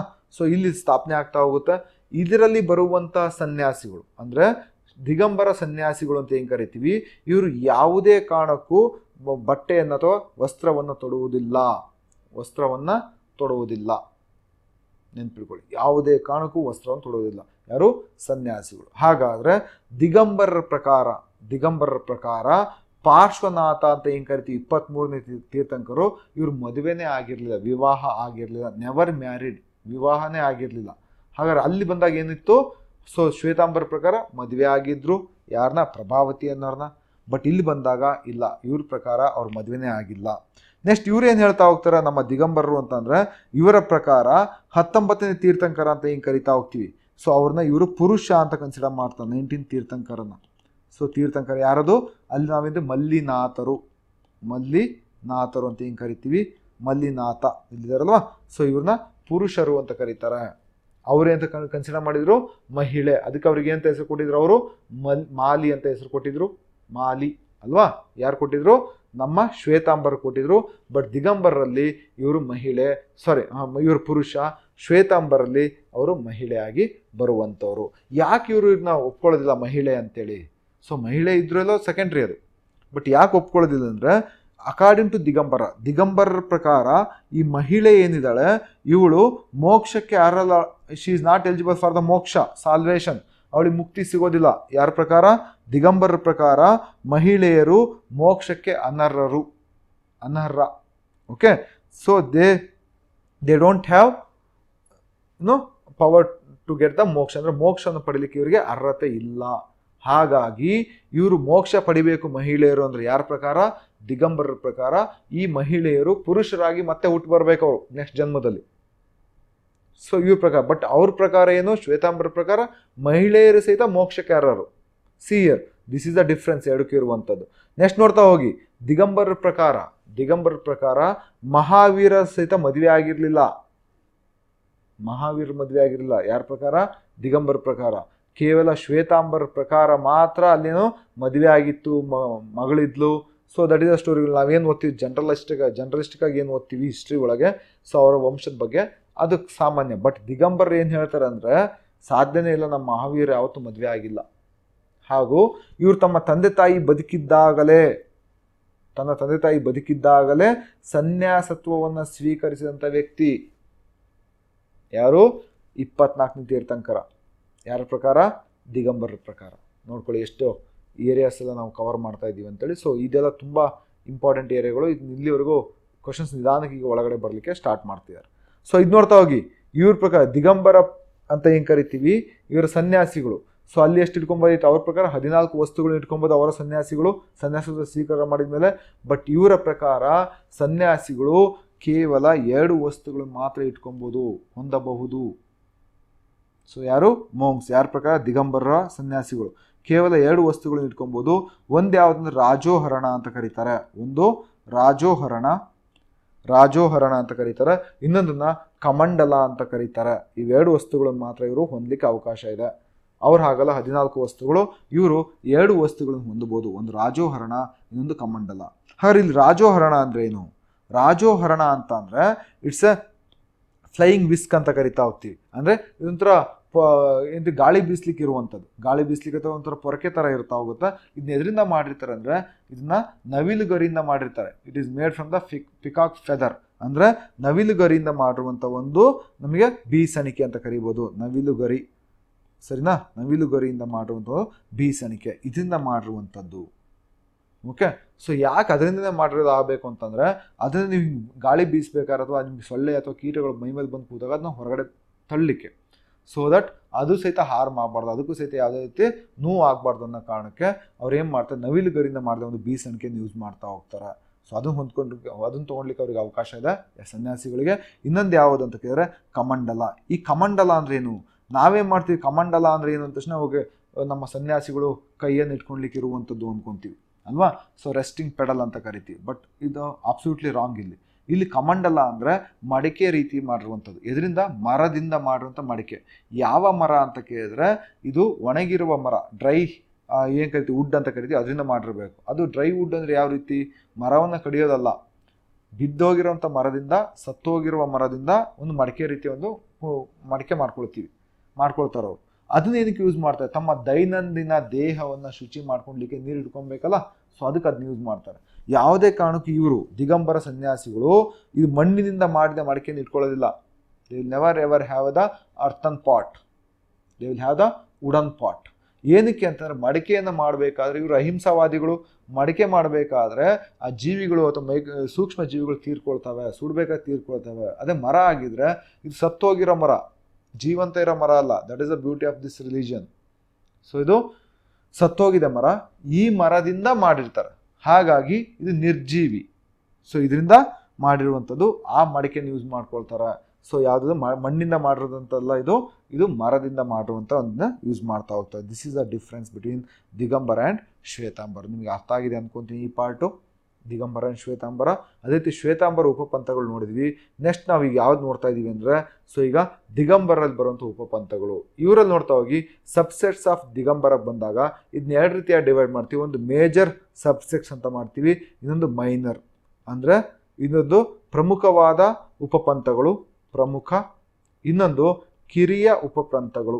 ಓಕೆ, ಮೈನರ್ ಸಬ್ಸೆಟ್ಸ್ ಅಂತ ಕರಿತೀವಿ. ಫಸ್ಟ್ ನೋಡ್ತಾ ಹೋಗೋಣ ಮೇಜರ್ ಸಬ್ಸೆಟ್ಸ್. ಯಾವುದು? ನಮ್ಮ ದಿಗಂಬರಲ್ಲಿ ಬರುವಂಥದ್ದು. ಒಂದು ಬಿಸಾ ಪಂಥ ಅಂತ ಕರಿತೀವಿ, ಇನ್ನೊಂದು ತೇರಾ ಪಂಥ, ಇನ್ನೊಂದು ತಾರಣಾ ಪಂಥ ಅಥವಾ ಸಮಯ ಪಂಥ ಅಂತ ಕರಿತಾ ಹೋಗ್ತೀವಿ. ಈ ಮೂರು ಪಂಥಗಳು ನಾವೇಂತ ಕರಿತೀವಿ ಅಂದರೆ ಇದನ್ನ major subsets of the Jainism ಅಂತ ಕರಿತೀವಿ. ಮೈನರ್ ಯಾವುದಂದ್ರೆ ಗುಮನಾ ಪಂಥ ಮತ್ತು ತೋತಾ ಪಂಥ. ಇವೆರಡು ಮೈನರ್ ಸಬ್ಸೆಟ್ಸ್ ಆಫ್ ದ ಜೈನಿಸಮ್ದ ಒಂದು ಕಿರಿಯ ಪ್ರವಚನ, ಇದು ಏನಂತೀವಿ ಪಂಥಗಳು ಅಂತ ಕರಿತಾ ಹೋಗ್ತೀವಿ. ಸಿಂಪಲ್ ಆಗಿದೆ ಅಂದ್ಕೊತೀನಿ. So this is what the Jainism. ಈ ಏರಿಯಾಗಳನ್ನ ನಿಧಾನವಾಗಿ ಈ ಕಡೆ ಟಾರ್ಗೆಟ್ನ ಮಾಡ್ತಾ ಇದ್ದಾರೆ. Should take extra care in these areas. So ಇದಾದ್ಮೇಲೆ ಬರ್ತಾ ಇದ್ದೀವಿ one of the important religion, ಅದು ಯಾವುದದು? ಬುದ್ಧಿಸಮ್, ಬೌದ್ಧ ಧರ್ಮಕ್ಕೆ ಬರ್ತಾ ಇದ್ದೀವಿ. ಸೊ ಎಲ್ಲರಿಗೂ ಗೊತ್ತಿರುವಂಥದ್ದೇ. ಸೊ ಬುದ್ಧ ಅಥವಾ ಸಿದ್ಧಾರ್ಥ ಅಂತ ಏನು ಕರಿತೀವಿ, ಈ ವ್ಯಕ್ತಿ ಬುದ್ಧ ಈ ಧರ್ಮದ ಸ್ಥಾಪಕ ಅಂತ ಕರಿತಾ ಹೋಗ್ತೀವಿ. Buddha is the founder of this religion. ನಾನೀಗ ಮತ್ತೆ ಬುದ್ಧ ಜನ್ಮ ಪಡೆದಿರುವಂಥದ್ದು ಊರುಗಳು ಅದನ್ನೆಲ್ಲ ಮತ್ತೆ ಅದೆಲ್ಲ ಬೇಕಾಗಿಲ್ಲ ನಮಗೆ, ಅದು ಎಲ್ಲರಿಗೂ ಗೊತ್ತಿರುವಂಥದ್ದು, ಸರ್ವಸಾಮಾನ್ಯವಾಗಿ ಎಲ್ಲರಿಗೂ ಗೊತ್ತಿರುವಂಥದ್ದೇ. ನಾವು ಇವರ ಫಿಲಾಸಫಿಗಳನ್ನು ನೋಡ್ತಾ ಹೋಗೋಣ ದಿಸ್ ಏರಿಯಾ. ಸೊ ಈ ಏರಿಯಾನ ಕವರ್ ಮಾಡ್ತಾ ಹೋಗೋಣ. ಮತ್ತಿಲ್ಲಿ ಅವನು ಇವ ಜನ್ಮ ತೊಗೊಂಡ, ಅವ ಜನ್ಮ ತೊಗೊಂಡು, no, I am not going to deal with those things. ಹಾಗೆ ನೋಡ್ತಾ ಹೋಗೋಣ. ಬುದ್ಧನ ಜೀವನದಲ್ಲಿ 5 ಪ್ರಮುಖ ಘಟನೆಗಳು ನಡೀತಾ ಹೋಗ್ತವೆ. 5 major events held in Buddhas life. 5 ಪ್ರಮುಖ ಘಟನೆಗಳು ನಡೀತಾ ಹೋದವು. ಅದಕ್ಕೆ ಏನಂತ ಕರೀತಾರೆ? ಪಂಚಮಹಾ ಕಲ್ಯಾಣಗಳು ಅಂತ ಕರೀತಾರೆ. ಪಂಚಮಹಾ ಕಲ್ಯಾಣಗಳು ಅಂತ ಇದನ್ನ ಕರಿತಾ ಹೋಗ್ತೀವಿ. ಹಾಗೆ ಇಲ್ಲಿ ನೋಡ್ತಾ ಹೋಗಿ ಈ ಪಂಚಮಹಾ ಕಲ್ಯಾಣಗಳು, ಇವು ಪ್ರತಿಯೊಂದು ಕಲ್ಯಾಣಕ್ಕೂ, ಪಂಚಮಹಾ ಕಲ್ಯಾಣಕ್ಕೂ ಒಂದೊಂದು ಸಿಂಬಲ್ ಇದ್ದಾವೆ. ದೇರ್ ಇಸ್ ಎ ಸಿಂಬಲ್, ಪ್ರತಿಯೊಂದಕ್ಕೊಂದು ಚಿಹ್ನೆಗಳನ್ನು ಕೊಡ್ತಾ ಹೋಗಿದ್ದಾರೆ. ಹಾಗೆ ಏನೇನಾಯಿತು ಬುದ್ಧನ ಜೀವನದಲ್ಲಿ? ಸೊ ಬುದ್ಧನ ಜೀವನದಲ್ಲಿ ಫಸ್ಟ್ ಆಗುವಂಥದ್ದು, ಫಸ್ಟ್ ಏನು? He took birth. ಅವನು ಜನ್ಮವನ್ನು ಪಡಿತಾ ಹೋಗ್ತಾನೆ. ಅದಕ್ಕೆ ಚಿಹ್ನೆ ಯಾವುದು? ಕಮಲ. So first lotus, it signifies his birth ಅಲ್ವಾ? ಇಟ್ ಸಿಗ್ನಿಫೈಸ್ ಹಿಸ್ ಬರ್ತ್, ಅವನ ಜನ್ಮವನ್ನು ಸೂಚನೆ ಮಾಡ್ತಾ ಹೋಗುತ್ತೆ. ನೆಕ್ಸ್ಟ್ ಬರುವಂಥದ್ದು ಮಹಾಪರಿತ್ಯಾಗ, ದಟ್ ಈಸ್ ಗ್ರೇಟ್ ಡಿಪಾರ್ಚರ್ ಅಂತ ಕರಿತೀವಿ. ಸೊ ಇದು ಯಾವ್ದು ಸಿಗ್ನಿಫೈ ಮಾಡ್ತಾ ಹೋಗುತ್ತೆ? ಹಾರ್ಸ್. ಒಂದೆಂದು ತಿಳ್ಕೊಳ್ಳಿ, ಈ ಹಾರ್ಸ್ ಯಾವುದು ಅಂತ ಕೇಳಿದ್ರೆ ಕಂತಕ ಅಂತ ಇದೆ, ಅವನದೇ ಅದು ಹಾರ್ಸ್ ಹೆಸರು, ಕುದುರೆ ಹೆಸರೇ ಕಂತಕ ಅಂತೇಳಿ. It is completely white colour. Okay, ಸಂಪೂರ್ಣವಾಗಿ ಬಿಳಿ ಬಣ್ಣದ ಅಥವಾ ಶ್ವೇತ ಬಣ್ಣದ ಒಂದು ಕುದುರೆ ಅಂತ ಕರಿತಾ ಹೋಗ್ತೀವಿ. ಇದಾದ್ಮೇಲೆ ಮೂರನೇದೇನೋ ಅವನ ಜೀವನದಲ್ಲಿ ಆಗುವಂಥದ್ದು ನಿರ್ವಾಣ. ನಿರ್ವಾಣ ಅಂದ್ರೇನು? ದಟ್ ಈಸ್ ಅವನಿಗೆ ಜ್ಞಾನೋದಯ ಆಗುವಂಥದ್ದು. ಅದಕ್ಕೆ ಚಿಹ್ನೆ ಯಾವುದು? ಅದಕ್ಕೆ ಅರಳಿ ಮರ ಅಂತ ಕರಿತೀವಿ. ಅದೇ ರೀತಿ ಇವನು ಜ್ಞಾನೋದಯ ಆಯಿತು, ಎನ್ಲೈಟ್ಮೆಂಟ್ ಆಯಿತು. ಎನ್ಲೈಟ್ಮೆಂಟ್ ಆದಮೇಲೆ ಸೊ ಇವನೇನು ಮಾಡ್ತಾ ಹೋದ? ಪ್ರವಚನ ಕೊಡ್ತಾ ಹೋದ. ಅದಕ್ಕೆ ಧರ್ಮಚಕ್ರ ಪ್ರವರ್ತನ ಅಂತ ಕರಿತೀವಿ. ಸೊ ಇದಕ್ಕೆ ಚಿಹ್ನೆ ಯಾವುದು? ಧರ್ಮಚಕ್ರ ವಿತ್ 8 ಸ್ಪೋಕ್ಸ್, 8 ಕಡ್ಡಿಗಳನ್ನು ಹೊಂದಿರುವಂಥ ಒಂದು ಧಮ್ಮಚಕ್ರ ಅಂತ ಕರಿತೀವಿ. ಲಾಸ್ಟಿಗೆ ಏನಾದ? ಅವನು ತೀರ್ಕೊಳ್ತಾನೆ. That is Mahaparinirvana, right? So ನೆನಪಿಟ್ಕೊಳ್ಳಿ, ಮಹಾಪರಿನಿರ್ವಾಣ ಅಂದರೆ ತೀರ್ಕೊಳ್ಳುವಂಥದ್ದು, ನಿರ್ವಾಣ ಅಂದರೆ ಜ್ಞಾನೋದಯ. ಎರಡಕ್ಕೂ ವ್ಯತ್ಯಾಸ, there is a difference. Okay, ಇದಕ್ಕೇನು ಸಿಗ್ನಿಫೈ ಮಾಡ್ತಾ ಹೋಗುತ್ತೆ? ಸ್ತೂಪ. ಈಗ ನೋಡ್ತಾ ಹೋಗೋಣ ಏನಕ್ಕೆ ಇದೇ ಸಿಂಬಲ್ ಕೊಡ್ತಾ ಹೋದ್ರು, what exactly they mean. So ಎಲ್ಲರೂ ಏನು ಮಾಡ್ತಾರೆ? ಸಾಮಾನ್ಯ ಮಗ್ ಮಾಡ್ತಾ ಹೋಗ್ತಾರೆ, ಆ ರೀತಿ ಮಾಡೋದು ಬೇಡ. ಸೊ ಇದು ಏನಕ್ಕೆ ಲೋಟಸ್ನೇ ಕೊಡ್ತಾ ಹೋಗ್ತಾರೆ ಅಂತ ಅಂದರೆ, ಬಿಕಾಸ್ ಈ ಲೋಟಸ್ ಅನ್ನೋದು ಎಲ್ಲಿ ಬೆಳೀತಾ ಹೋಗುತ್ತೆ? ಮಡ್ಡೊಳಗೆ ಬೆಳೀತಾ ಹೋಗುತ್ತೆ, ಕೆಸರಲ್ಲಿ ಬೆಳೀತಾ ಹೋಗುತ್ತೆ, ಕೆಸರಲ್ಲಿ ಬೆಳೆಯುವಂಥದ್ದು. ಸೊ ಇದೇನು ತೋರಿಸ್ತಾ ಹೋಗುತ್ತೆ, ಸಿಗ್ನಿಫೈ ಮಾಡ್ತಾ ಹೋಗುತ್ತೆ ಅಂದರೆ, ಅಂದಿನ ಸೊಸೈಟಿ ಯಾವುದು? ಮಡ್. ಆ ಕೆಸರು ಅಂತ ಹೆಂಗೆ ಕರಿತಾ ಹೋಗ್ತೀವಿ, ಆ ಮಡಿ ಪ್ರದೇಶ ಅಂತ ಹೆಂಗೆ ಕರಿತೀವಿ. It signifies, it symbolises the society. ಅಂದಿನ ಕಾಲದ ಸಾಮಾಜಿಕ ವ್ಯವಸ್ಥೆ ತೋರಿಸ್ತಾ ಹೋಗುತ್ತೆ. ಕಂಪ್ಲೀಟ್ಲಿ ಕಿಯಾಟಿಕ್ ಸೊಸೈಟಿ ಇತ್ತು, ಪ್ರಕ್ಷುಬ್ಧವಾದ ವಾತಾವರಣ ಅಂತ ಕರಿತೀವಿ ಕನ್ನಡದಲ್ಲಿ, ಕಿಯಾಟಿಕ್. ಸೊ ಅಂದ್ರೇನು? ಅಲ್ಲಿ ಡಿಸ್ಕ್ರಿಮಿನೇಷನ್ಸ್ ಇತ್ತು, ತುಂಬ ಪ್ರಾಬ್ಲಮ್ಸ್ ಇತ್ತು. ಇಂಥ ಒಂದು ಸೊಸೈಟಿಯಲ್ಲೇ ಒಬ್ಬ ವ್ಯಕ್ತಿ ಹುಟ್ಟುಬರ್ತಾ ಇದನ್ನ ಸರಿ ಮಾಡಲಿಕ್ಕೆ ಯಾವ ರೀತಿಯಾಗಿ ಆಪ್ಟಿಮಿಸ್ಟಿಕ್ ಲೋಟಸ್ ಥರ ಬರ್ತಾ ಹೋಗುತ್ತೆ. ನಮಗೆಲ್ಲ ಗೊತ್ತಿರುವಂಥದ್ದು ಕೆಸರಲ್ಲೇ ಕಮಲ ಬೆಳೀತಾ ಹೋಗುತ್ತೆ. ಕೆಸರಲ್ಲೇ ಕಮಲ ಬೆಳೀತೀನಿ ಅರ್ಥ ಏನು? ನಾವು ಕೆಸರನ್ನ ಇಷ್ಟಪಡೋದಿಲ್ಲ, no one likes it, right? But ಅದರಲ್ಲಿ ಕಮಲ ಬೆಳೆದ್ರೆ ವಿ ಲೈಕ್ಸ್ ಇಟ್, ತುಂಬ ಇಷ್ಟಪಡ್ತೀವಿ ಅದನ್ನು, ಕಮಲವನ್ನು. ಅಂದರೆ ಇದೇ ಸಾಮಾಜಿಕ ವ್ಯವಸ್ಥೆ, ಈ ಸಾಮಾಜಿಕ ವ್ಯವಸ್ಥೆ ಅಂತ ಏನು ಕರಿತೀವಿ, ಅಂದಿನ ಸಾಮಾಜಿಕ ವ್ಯವಸ್ಥೆ, ಅದೇ ಸಮಾಜದಲ್ಲಿ ಒಬ್ಬ ವ್ಯಕ್ತಿ ಹುಟ್ಟು ಬರ್ತೀನಿ ಆಪ್ಟಿಮಿಸ್ಟಿಕ್ ಆಗಿ. ಅದು ಯಾರದು? ನಮ್ಮ ಬುದ್ಧ. ಅದಕ್ಕೆ ಇದನ್ನ ಲೋಟಸ್ ಇಟ್ಟಿದ್ದಾರೆ, ಇಂಟೆನ್ಷನ್ ಅದನ್ನ ಇಟ್ಟಿದ್ದಾರೆ. ಅದೇ ಇಲ್ಲಿ ನಿಮಗೆ ಗುಲಾಬಿ ಹೂವನ್ನ ಇಟ್ಟಿಲ್ಲ, ಯಾವುದಿಟ್ಟಿಲ್ಲ? ಗುಲಾಬಿ ಇಟ್ಟಿಲ್ಲ, ರೋಸ್ ತೋರಿಸಿಲ್ಲ. ರೋಸ್ ಸಹಿತ ಇದೇ ರೀತಿ ಅರ್ಥ ಕೊಡ್ಬೋದು ಬೇಕಾದ್ರೆ, ಮೀನಿಂಗ್. ಫಾರ್ ಎಕ್ಸಾಂಪಲ್, ಸುತ್ತ ಅದಕ್ಕೆ ಮುಳ್ಳಿರುತ್ತಾ, ರೈಟ್? ಮುಳ್ಳನ್ನು ನಾವು ಸೊಸೈಟಿ ಅಂತ ಹೇಳ್ಬೋದಾಗಿತ್ತು. ಬಟ್ ಯಾಕೆ ಅದು ಗುಲಾಬಿ ಕೊಟ್ಟಿಲ್ಲ ಅಂತಂದರೆ, ಗುಲಾಬಿ ಇನ್ನೂ ಗೊತ್ತಿರಲಿಲ್ಲ ಇಂಡಿಯನ್ಸಿಗೆ, ಅಥವಾ ಈ ಇಂಡಿಯನ್ ಸಬ್ ಕಾಂಟಿನೆಂಟಿಗೆ ಗೊತ್ತಿರಲಿಲ್ಲ. So rose was introduce by the Babur ಭಾರತಕ್ಕೆ ಪರಿಚಯ ಮಾಡ್ತಾ ಹೋಗ್ತಾನೆ. ಹಾಗಾಗಿ ಒಂದು ವೇಳೆ ರೋಸ್ ಗೊತ್ತಿದ್ರೆ ನಾವು ಮೋಸ್ಟ್ಲಿ ರೋಸ್ ಬಿಡಿಸ್ತಿದ್ವೇನೋ, ಗೊತ್ತಿಲ್ಲ, ಸಿಂಬಲೈಸ್ ಮಾಡ್ತಿದ್ವೇನೋ ಅದನ್ನ. ಸೊ ಸದ್ಯ ಕಮಲ ಏನು ಅಂತಂದರೆ, ಕಮಲ ಅವನು ಒಂದು ಹುಟ್ಟುವಂಥದ್ದು ಯಾವ ಸೊಸೈಟಿಯಲ್ಲಿ? ಆಗಿನ ಒಂದು ಕಿಯಾಟಿಕ್ ಸೊಸೈಟಿ, ಅಂದರೆ ಆಗಿನ ಗಲಾಟೆಗಳಿರುವಂಥ ಸಾಮಾಜಿಕ ವ್ಯವಸ್ಥೆ, ಪ್ರಕ್ಷುಬ್ಧ ವಾತಾವರಣದಲ್ಲಿ ಹುಟ್ಟುವಂಥದ್ದು. ಅದೇ ಸಮಾಜದ ಹುಟ್ಟುಬಿಟ್ಟು ಅದೇ ಸಮಾಜವನ್ನು ಉದ್ಧಾರ ಮಾಡಲಿಕ್ಕೆ ಬರುವಂತಹ ವ್ಯಕ್ತಿ ಅಂತ ಕರಿತಾ ಹೋಗ್ತೀವಿ ಸಿಂಬಲ್ ಆಗಿ. ಸೊ ಈಗ ಅರ್ಥ ಆಯ್ತು ಅನ್ಕೊಂತೀನಿ ಏನಕ್ಕೆ ಅದು ಲೋಟಸ್ ಅಂತ ಇಟ್ಟಿದ್ದಾರೆ ಅಂತೇಳಿ. ಸೊ ನೆಕ್ಸ್ಟ್ ಬರ್ತಾ ಹೋಗ್ತೀವಿ, ಇಲ್ಲಿ ಹಾರ್ಸ್ ಅಂತ ಹೇಳ್ತಾ ಹೋಗ್ತೀವಿ. ಮಹಾಪರಿತ್ಯಾಗ ಅಂತ ಕರಿತೀವಿ, ಗ್ರೇಟ್ ಡಿಪಾರ್ಚರ್, ಮನೆ ಬಿಟ್ಟು ಹೋಗೋದಕ್ಕೆ ಕುದುರೆಯನ್ನು ತೋರಿಸ್ತಾ ಹೋಗಿದೆ ಸಿಂಬಲ್ ಆಗಿ. ಅದು ಯಾವುದದು? White colour, right? ಸಂಪೂರ್ಣವಾಗಿ ಶ್ವೇತವರ್ಣದ ಕುದುರೆ. ಅದು ಕುದುರೆ ಹೆಸರೇನು? ಕಂತಕ. ಓಕೆ, ಸೊ ಅವ್ನ ಕುದುರೆ ಹೆಸರು ಕಂತಕ ಅಂತೇಳಿ. ವೈಟ್ ಈಸ್ ಕಂಪ್ಲೀಟ್ಲಿ ವೈಟ್ ಅಂದರೆ ಬಿಕಾಸ್ ಒಂದೇ ಕಾರಣ. So that shows is mentality, mind set. ಅಂದರೆ ಆ ವೈಟ್ ಕಲರ್ ಏನು ತೋರಿಸ್ತಾ ಇದೆ ಅಂದರೆ, ಅವನಿಗೆ ಗೊತ್ತು what is doing, he has already taken decision. ಅಂದರೆ ಈಗ ಅದರಲ್ಲಿ ಬ್ಲ್ಯಾಕ್ ಮಾರ್ಕ್ಸ್ ಇದೆ, ಡಾಟ್ಸ್ ಇದೆ ಕುದುರೆ ಮೇಲೆ ಅಂತಂದರೆ ಅದೇನು ತೋರಿಸಿದ್ರೆ ಅವನಿಗೆ ಕ್ಲಾರಿಟಿ ಆಫ್ ಥಾಟ್ ಇಲ್ಲ ಅಂತ ಅರ್ಥ. ಬ್ಲ್ಯಾಕ್ ಕಲರ್ ಇದೆ ಅಂದರೆ ಕ್ಲಾರಿಟಿ ಆಫ್ ಥಾಟ್ ಇಲ್ಲ ಅಂದರೆ ಅರ್ಥ ಏನು? ಅವನಿಗೆ ಇನ್ನೂ ಡೌಟಲ್ಲಿದ್ದಾನೆ, ಹೋಗಬೇಕೋ ಬೇಡುವ ಮನೆ ಬಿಟ್ಟು ಅಂತೇಳಿ ಅರ್ಥ. ಬ್ಲ್ಯಾಕ್ ಡಾಟ್ಸ್ ಇದೆ, ಅದು ಸಂಪೂರ್ಣ ವೈಟ್ ಇದೆ ಅಂದರೆ ಹೆಸ್ ಎ ಕ್ಲಾರಿಟಿ ಆಫ್ ಮೈಂಡ್, ಅಂದರೆ ಸಂಪೂರ್ಣ ಅವನಿಗೆ ಗೊತ್ತಾನು ಏನು ಮಾಡ್ತಾ ಇದ್ದೀನಿ ಅಂತೇಳಿ. ಆಮೇಲೆ ಏನಕ್ಕೆ ಕುದುರೆ? Why only horse? Because that is the fastest animal, ಅವ್ರಿಗೆ ಗೊತ್ತಿದ್ದು. ಹಾಗೆ ಆದಷ್ಟು ಬೇಗ ಈ ಬಂಧನಗಳಿಂದ, ಈ ಬಾಂಡ್ಸ್ ಅಂತ ಹೆಂಗೆ ಕರಿತಾ ಹೋಗ್ತೀವಿ, ಇದರಿಂದ ಹೊರಗಡೆ ಬರ್ಲಿಕ್ಕೆ ಅವನು ಟ್ರೈ ಮಾಡ್ತಾನೆ. ಅದಕ್ಕೋಸ್ಕರ ಕುದುರೆನ ಇಲ್ಲಿ ಸಿಂಬಲೈಸ್ ಮಾಡ್ತಾ ಹೋಗ್ತಾರೆ, ಕುದುರೆನ. ಸೊ ಹಾಗಾಗಿ ಮಹಾಪರಿತ್ಯಾಗ, ಎಲ್ಲವನ್ನು ತ್ಯಾಗ ಮಾಡಿ ಹೋಗ್ತಾನೆ. ಯಾಕೆ ಇದು ಸಂಪೂರ್ಣ ಶ್ವೇತವರ್ಣ ಅಂದರೆ, ಅವನಿಗೆ ತನ್ನ ಮನಸ್ಥಿತಿ ಗೊತ್ತು, ತನಗೆ ವಾಸ್ತವಾಂಶ ಗೊತ್ತು, ನಾನು ಏನು ಮಾಡ್ತಾ ಇದ್ದೀನಿ ಅಂತೇಳಿ. ಅವನಿಗೆ ಯಾವುದೇ ರೀತಿ ಆಸೆಗಳಿಲ್ಲ, ಮತ್ತೆ ನನ್ನ ಮಗನ ನೋಡಬೇಕು, ನನ್ನ ಸಂಸಾರ ನೋಡ್ಬೇಕನ್ನೋದು. ಅದಕ್ಕೋಸ್ಕರ ಅದು ಆ ರೀತಿ ಯಾವುದೇ ತಲೆಯಲ್ಲಿ ಯೋಚನೆಗಳಿಲ್ಲ. ಅದಕ್ಕೋಸ್ಕರ ಸಂಪೂರ್ಣವಾಗಿ ವೈಟ್ ಹಾರ್ಸ್ ಅಂತ ಕರಿತಾ ಹೋಗ್ತೀವಿ.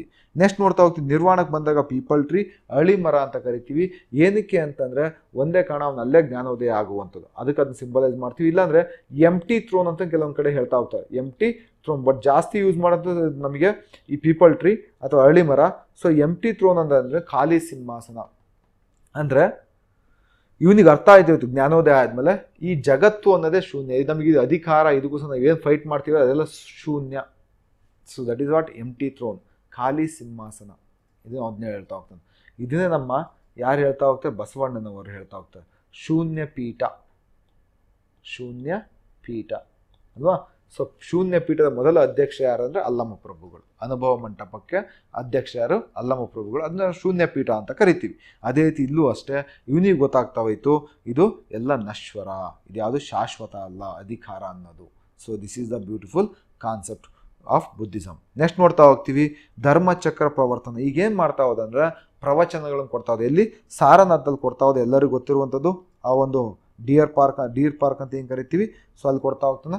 ಸೊ ಡೀರ್ ಪಾರ್ಕಲ್ಲಿಂದ ಸಾರನಾಥಲ್ಲಿ ಕೊಡ್ತಾ ಹೋದ ಪ್ರವಚನವನ್ನು ಕೊಡ್ತಾ ಹೋಗ್ತಾನೆ. ಸೊ ಇದಕ್ಕೆ ಏನು ಸಿಂಬಲ್? ಧಮ್ಮಚಕ್ರ ಅಂತ ಕರಿತೀವಿ. ಈ ಧಮ್ಮಚಕ್ರಕ್ಕೆ 8 ಕಡ್ಡಿಗಳಿದ್ದಾವೆ ಅಂತ ಹೇಳ್ತೀವಿ. 8 ಸ್ಪೋಕ್ಸ್ ಅಂತ ಕರಿತೀವಿ. ಈ 8 ಸ್ಪೋಕ್ಸ್ ಏನಿದಾವೆ ಇದು ಅಷ್ಟಾಂಗ ಮಾರ್ಗಗಳನ್ನು ಸಿಂಬಲೈಸ್ ಮಾಡ್ತಾ ಹೋಗ್ತವೆ. ಅಂದರೆ 8 ಮಾರ್ಗಗಳನ್ನು ಬುದ್ಧ ಹೇಳ್ತಾನೆ ಜೀವನದಲ್ಲಿ ನೆಮ್ಮದಿಯಿಂದ ಜೀವನವನ್ನು ಸಾಗಿಸ್ಲಿಕ್ಕೆ. ಹಾಗಾಗಿ ಇದು ಈ 8 ಕಡ್ಡಿಗಳು ಅಷ್ಟಾಂಗ ಮಾರ್ಗಗಳನ್ನು ಹೇಳ್ತಾ ಹೋಗ್ತವೆ. So this is a story. Last one is Mahaparinirvana. ಇದು ಸ್ತೂಪದ ಬಗ್ಗೆ ಹೇಳ್ತಾ ಹೋಗುತ್ತೆ. ಸ್ತೂಪ ಏನು ಸಿಂಬಲೈಸ್ ಮಾಡ್ತಾ ಹೋಗುತ್ತೆ ಅಂತಂದರೆ ಸ್ತೂಪ ಸಿಂಬಲೈಸಸ್ ಏನು ಅಂತ ಕೇಳಿದ್ರೆ ಸಿಂಪಲ್ ಆಗಿ ಹೇಳಬೇಕು ಅಂತಂದರೆ ಆಗಿನ ಕಾಲದ ಪಂಚಭೂತಗಳನ್ನು ಸಿಂಬಲೈಸ್ ಮಾಡ್ತಾ ಹೋಗುತ್ತೆ, ಸಂಕೇತಗಳು. ಅಂದರೆ ಈ ನಮ್ಮ ಬುದ್ಧ ಏನಿದಾನೆ ಇವನು 5 ಭೂತಗಳು, ಪಂಚಭೂತಗಳ ಅಥವಾ 5 ಬೇಸಿಕ್ ಎಲಿಮೆಂಟ್ಸ್ ಅಂತ ಏನು ಕರಿತೀವಿ ಅದರಲ್ಲಿ ಲೀನನಾದ. ಯಾವ್ಯಾವುದು ಹಾಗಾದ್ರೆ? ಸೊ ಫಸ್ಟ್ ಒನ್ ಇಲ್ಲಿ ಅರ್ಥ ಅಂತ ತಗೊಳ್ಳಿ. ಭೂಮಿ, ಆಕಾಶ, ದಟ್ ಇಸ್ ಸ್ಕೈ. ಅದಾದಮೇಲೆ ಗಾಳಿ, ಅದಾದಮೇಲೆ ವಾಯು ಅಂತ ಬೇಕಾ ಬರಿಬೋದು ಅದನ್ನ, ದಟ್ ಈಸ್ ಅಗ್ನಿ. ದ 4th ಒನ್ ಈಸ್ ಅಗ್ನಿ. The 5th one is last one is ಜಲ, ದಟ್ ಈಸ್ ವಾಟರ್. ಸೊ ಪಂಚಭೂತಗಳ ಲೀನ ಆದ ಅಂತೇಳಿ ಇದು ಸಿಂಬಲೈಸ್ ಮಾಡ್ತಾ ಹೋಗುತ್ತೆ. ಯಾವುದು? ನಮ್ಮ ಇದೊಂದು ಸ್ತೂಪ ಅಂತ ಕರಿತಾ ಹೋಗ್ತೀವಿ. ಸೊ ಇದಾದ್ಮೇಲೆ ಬರ್ತಾ ಹೋಗ್ತೀವಿ ಬೌದ್ಧ ಧರ್ಮದ ತತ್ವಗಳು ಅಥವಾ ಬುದ್ಧನ ಪ್ರವಚನಗಳು ಅಂತ ಬರ್ತಾ ಹೋಗ್ತೀವಿ. ಸೊ ಬುದ್ಧ ಏನು ಮಾಡ್ತಾ ಹೋದ ಅಂದರೆ ಬೌದ್ಧ ಧರ್ಮದ ತತ್ವಗಳಿಗೆ ಬಂದಾಗ ಅಥವಾ ಬುದ್ಧನ ಪ್ರವಚನಗಳಿಗೆ ಬಂದಾಗ ಬುದ್ಧ 4 ಸತ್ಯಗಳನ್ನು ಹೇಳ್ತಾ ಹೋಗ್ತಾನೆ, ಮಹಾಸತ್ಯಗಳು. ಇದೆಲ್ಲರಿಗೂ ಗೊತ್ತಿದೆ, ಬಟ್ ಅರ್ಥ ಮಾಡ್ಕೊಂಡಿರಲಿಲ್ಲ ಅಷ್ಟೇ. ಫಸ್ಟ್ನೇದೇನು? ದುಃಖ. ಎಲ್ಲರಿಗೂ ಗೊತ್ತಿದೆ, ನಿಮ್ಗೆ ಸಾಮಾನ್ಯವಾಗಿ ಎಲ್ಲರಿಗೂ ಗೊತ್ತಿದೆ ದುಃಖ. ದಟ್ ಮೀನ್ಸ್ ಈ ಪ್ರಪಂಚವೇ ದುಃಖದಲ್ಲಿ ಮುಳುಗಿದೆ. The world is full of ಸ್ಯಾರೋ. ಅದೇ ಇನ್ನೊಂದು ಸ್ಟೇಟ್ಮೆಂಟ್ ಕೊಡ್ತಾನೆ, ಅದು 2ನೇ ಸತ್ಯ. ಇದು ಜಗತ್ತಿನ ಸತ್ಯ, ಇದು ಸಾರ್ವಕಾಲಿಕ ಸತ್ಯಗಳು. ನೆಕ್ಸ್ಟ್ ದುಃಖ ಸಮೂಹ್ಯ ಅಂತ ಕೊಡ್ತಾ ಹೋಗ್ತಾನೆ. ಸಮೂಹ್ಯ ಅಂತಂದರೆ ಇಲ್ಲಿ ಆಸೆಯೇ ದುಃಖಕ್ಕೆ ಕಾರಣ ಅಂತ ಹೇಳ್ತಾ ಹೋಗ್ತಾನೆ. ಆಸೆಯೇ ದುಃಖಕ್ಕೆ ಕಾರಣ. 3ನೇದು ನಿರೋಧ ಅಂತ ಹೇಳ್ತಾ ಹೋಗ್ತಾನೆ. ನಿರೋಧ ಅಂದರೆ we can eliminate or control this dukkha. We can eliminate ಅಂದರೆ ಈ ದುಃಖವನ್ನು ತಡೀಬೋದು, ಅದಕ್ಕೊಂದು ಮಾರ್ಗ ಇದೆ. ದಟ್ ಈಸ್ ವಾಟ್ ಮಾರ್ಗ ಅಂತ 4ನೇ ಒಂದು ತತ್ವವನ್ನು ಹೇಳ್ತಾನೆ. ದಟ್ ಈಸ್ ಕಾಲ್ಡ್ ಎಸ್ ಅಷ್ಟಾಂಗ ಮಾರ್ಗ. ಇದಕ್ಕೊಂದು ಮಾರ್ಗ ಇದೆ, ಆ ಮಾರ್ಗದ ಹೆಸರೇನು? ಅಷ್ಟಾಂಗ ಮಾರ್ಗ. ನೀವು ಅಷ್ಟಾಂಗ ಮಾರ್ಗವನ್ನು ಅನುಸರಿಸೋದ್ರ ಮೂಲಕ ಈ ದುಃಖವನ್ನು ತಡಿಬೋದು. ಒನ್ ಕ್ಯಾನ್ ಸಸ್ಟೈನ್ ದುಃಖ ಬೈ ಫಾಲೋವಿಂಗ್ ದೀಸ್ 8 ಪಾತ್ಸ್. ಅದಕ್ಕೆ ಇದನ್ನ ಅಷ್ಟಾಂಗ ಮಾರ್ಗಗಳು ಅಂತ ಕರಿತಾ ಹೋಗ್ತೀವಿ. ಸಿಂಪಲ್ ಆಗಿದೆ ಅನ್ಕೊಂತೀನಿ ಕಾನ್ಸೆಪ್ಟು. ಸೊ ಇದಾದ್ಮೇಲೆ ಬರ್ತಾ ಹೋಗ್ತೀವಿ.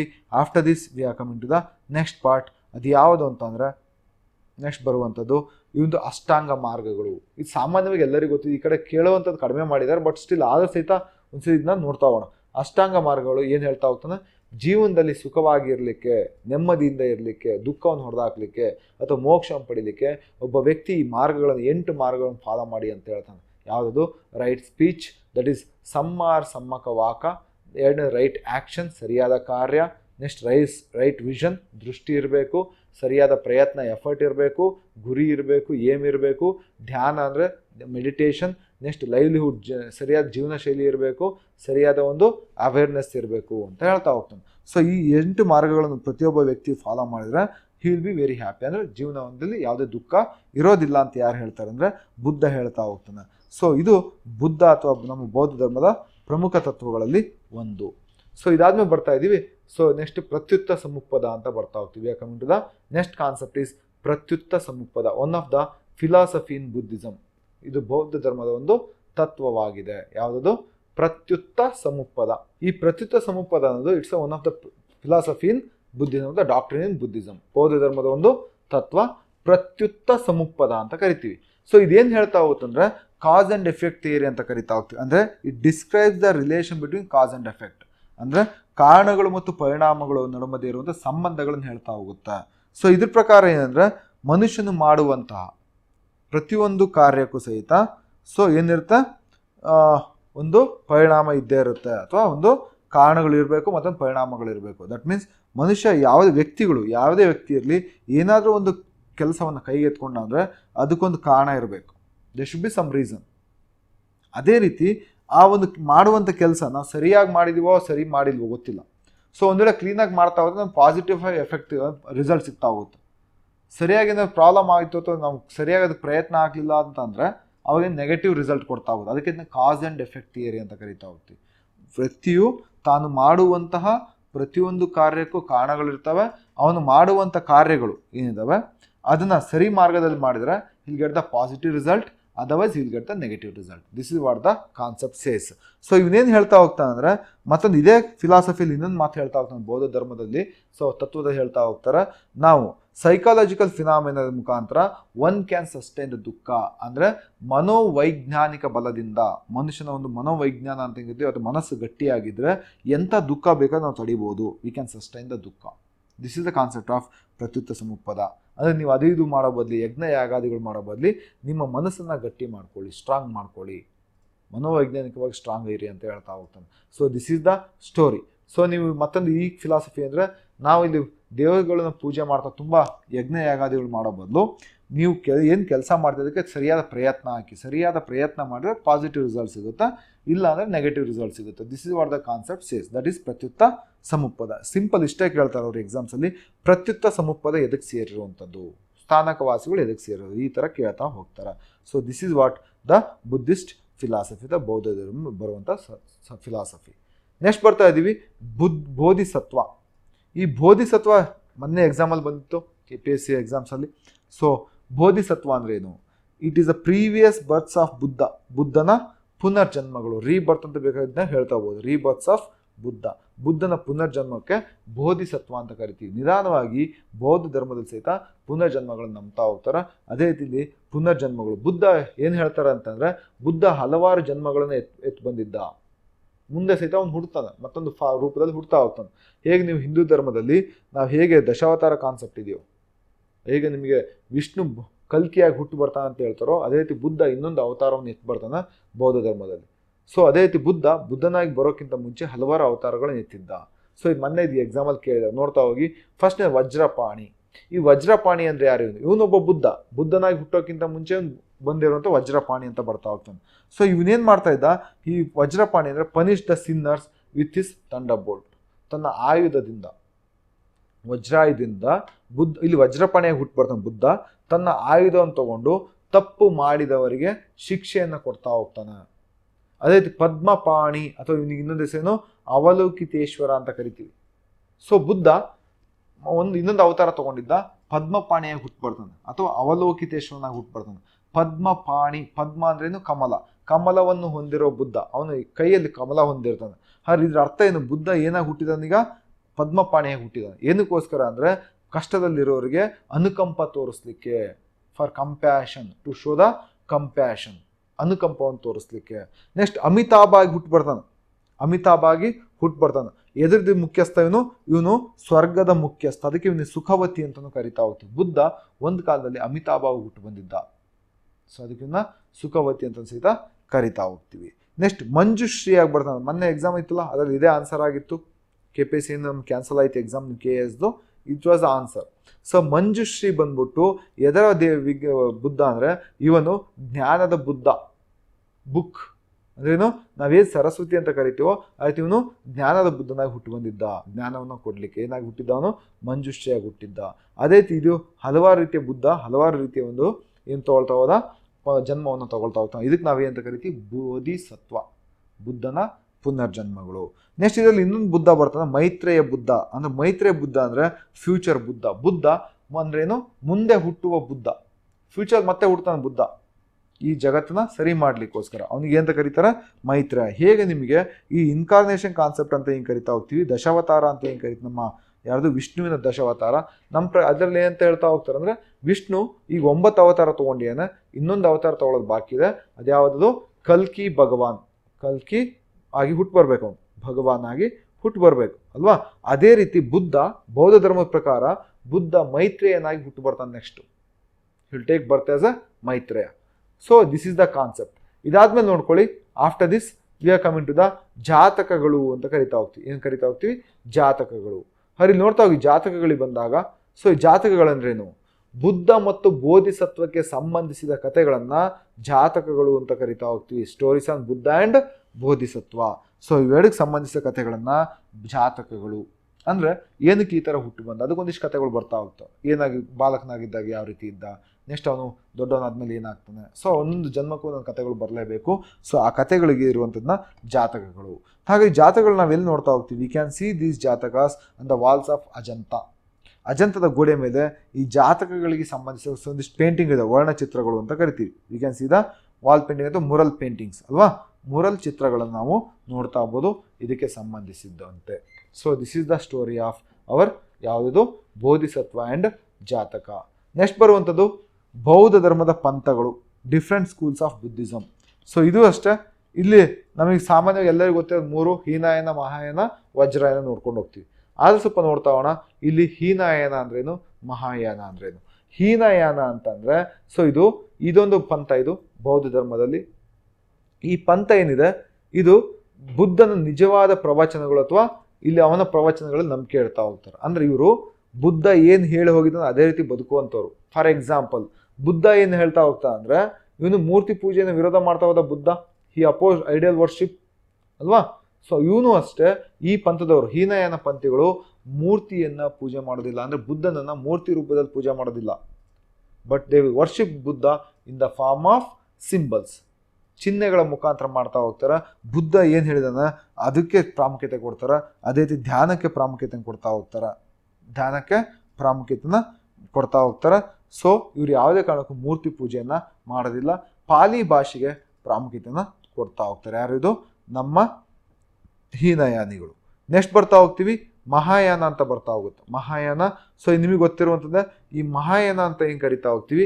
ಇವ್ರು ಏನು ಮಾಡ್ತಾ ಹೋಗ್ತಾರೆ ಅಂದರೆ ಇವರು ಕಾಲಕ್ರಮೇಣ ಸಮಯ ಬಂದ ಹಾಗೆ ಕಾಲಕ್ರಮೇಣ ಏನು ಮಾಡ್ತಾ ಹೋದ್ರು, ಧರ್ಮದಲ್ಲಿ ಕೆಲವೊಂದು ಬದಲಾವಣೆಗಳನ್ನು ತರ್ತಾ ಹೋಗ್ತಾರೆ. ಸಮಯಕ್ಕೆ ಮತ್ತು ಸಂದರ್ಭಕ್ಕೆ ತಕ್ಕ ಹಾಗೆ ಬದಲಾವಣೆಗಳನ್ನು ಒಪ್ಪಿಕೊಂಡರು. They accepted the changes according to the time and situation. ಇವ್ರೇನು ಮಾಡ್ತಾ ಹೋಗ್ತಾರೆ ಅಂದರೆ ಇವರು ಬುದ್ಧ ಮತ್ತು ಬೋಧಿಸತ್ವವನ್ನು ಪೂಜೆ ಮಾಡ್ತಾ ಹೋಗ್ತಾರೆ. ಬುದ್ಧನ ಮೂರ್ತಿ ಪೂಜೆ ಮಾಡ್ತಾರೆ ಇವರು, ಅಂದರೆ ಐಡಲ್ ವರ್ಷಿಪ್ಪರ್ಸ್. ಇವರು ಐಡಲ್ ವರ್ಷಿಪ್ ಮಾಡ್ತಾ ಹೋಗ್ತಾರೆ, ಮೂರ್ತಿ ಪೂಜೆಯನ್ನು ಮಾಡ್ತಾ ಹೋಗ್ತಾರೆ ಬುದ್ಧನ ಮೂರ್ತಿ ರೂಪದಲ್ಲಿ, ಮನುಷ್ಯನ ರೂಪದಲ್ಲಿ. ಆದರೆ ಅವರು ಹೀನಯಾನಿಗಳು ಯಾವುದೇ ಕಾರಣಕ್ಕೂ ಮೂರ್ತಿ ಪೂಜೆಯನ್ನು ಮಾಡೋದಿಲ್ಲ. ಹಾಗೂ ಅವರು ಬೋಧಿಸತ್ವ ಅವ್ರು ನಂಬೋದಿಲ್ಲ. ಬುದ್ಧ ಒಂದೇ ಸಾರಿ ಹುಟ್ಟಿರುವಂಥದ್ದು, ಒಂದೇ ಸಾರಿ ತೀರ್ಕೊಂಡ, ಮುಗೀತು. ಬಟ್ ಇವ್ರೇನು ಹೇಳ್ತಾರೆ ಮಹಾಯಾನಿಗಳು, ಇಲ್ಲ, ಬುದ್ಧನಾಗಿ ಹುಟ್ಟೋಕ್ಕಿಂತ ಮುಂಚೆ ಹಲವಾರು ರೂಪ ತಗೊಂಡಿದ್ದ, ಅದಕ್ಕೆ ಬೋಧಿಸತ್ವ ಅಂತ ಇವರೇ ಕರಿತಾ ಹೋದ್ರು. ಓಕೆ, ಸೊ ಇದು ಉತ್ತರ ಭಾರತದಲ್ಲಿ ಕಾಣಿಸಿಕೊಳ್ಳುವಂಥದ್ದು, ಈ ಒಂದು ಧರ್ಮ ಅಂತ ಕರಿತಾ ಹೋಗ್ತೀವಿ. ಸೊ ಇದು ಮತ್ತೆ ಇವ್ರು ಏನು ಮಾಡ್ತಾ ಹೋದ್ರು, ಪ್ರಾಕೃತವನ್ನು ಒಪ್ಕೊಂಡ್ರು. ಇವರು ಸಂಸ್ಕೃತ ಭಾಷೆಯನ್ನು ಒಪ್ಕೊಂಡ್ರು. ದೇ ಆಕ್ಸೆಪ್ಟ್ ಸಂಸ್ಕೃತ ನಿಧಾನವಾಗಿ.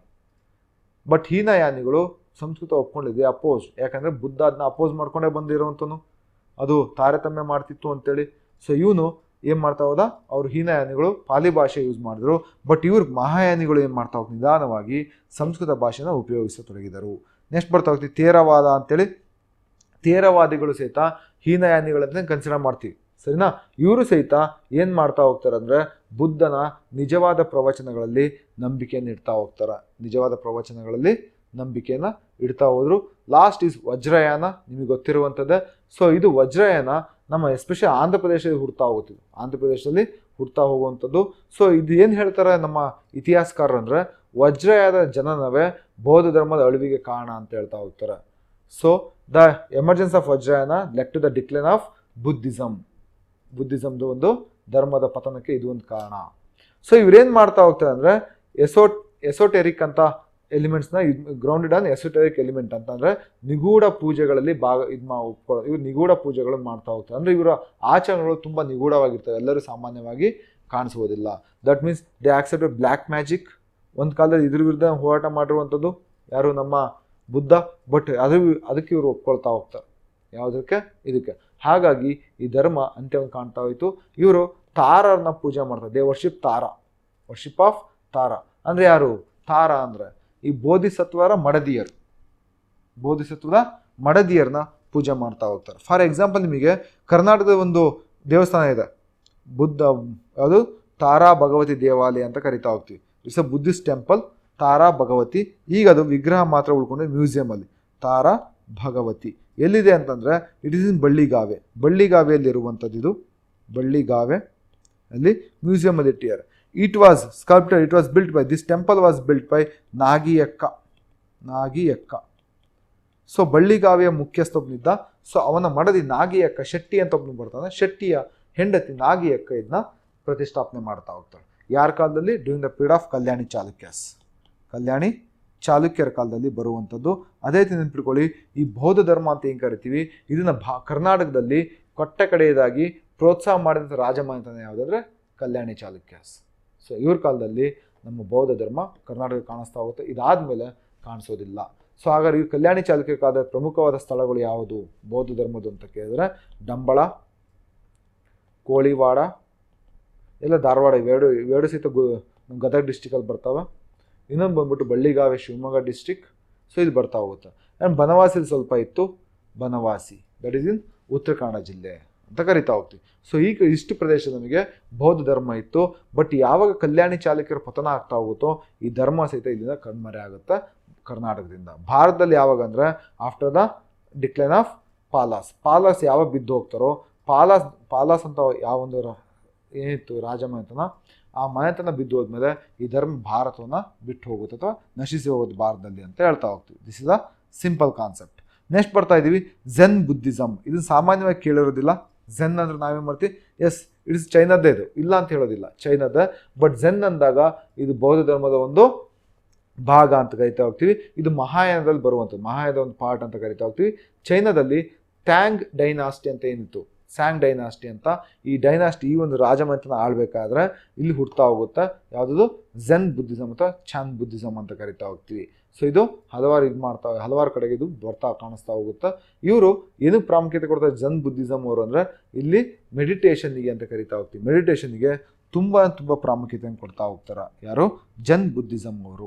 ಸೊ ಮೆಡಿಟೇಷನ್ನಿಗೆ ತುಂಬ ಪ್ರಾಮುಖ್ಯತೆ, ಏನು ಮೆಡಿಟೇಷನ್ ಅಂದರೆ ಧ್ಯಾನಕ್ಕೆ ಒತ್ತನ್ನು ಕೊಡ್ತಾ ಹೋದರು. So this is what your Buddhism. So ಸದ್ಯಕ್ಕೆ ನಾನು ಇದರಲ್ಲಿ ಇಷ್ಟನ್ನು ಕವರ್ ಮಾಡಿದ್ದೀನಿ ಫಿಲಾಸಫಿಗಳನ್ನು. Next we are coming to the post Buddhist period, ಅಥವಾ ಇದಕ್ಕೆ ಏನಂತ ಕರಿತಾ ಹೋಗ್ತೀವಿ ಅಂತಂದರೆ ಮೌರ್ಯನ್ ಪೀರಿಯಡ್ ಅಂತ ಕರಿತೀವಿ, ಅಥವಾ ಮೌರ್ಯರ ಕಾಲಘಟ್ಟ.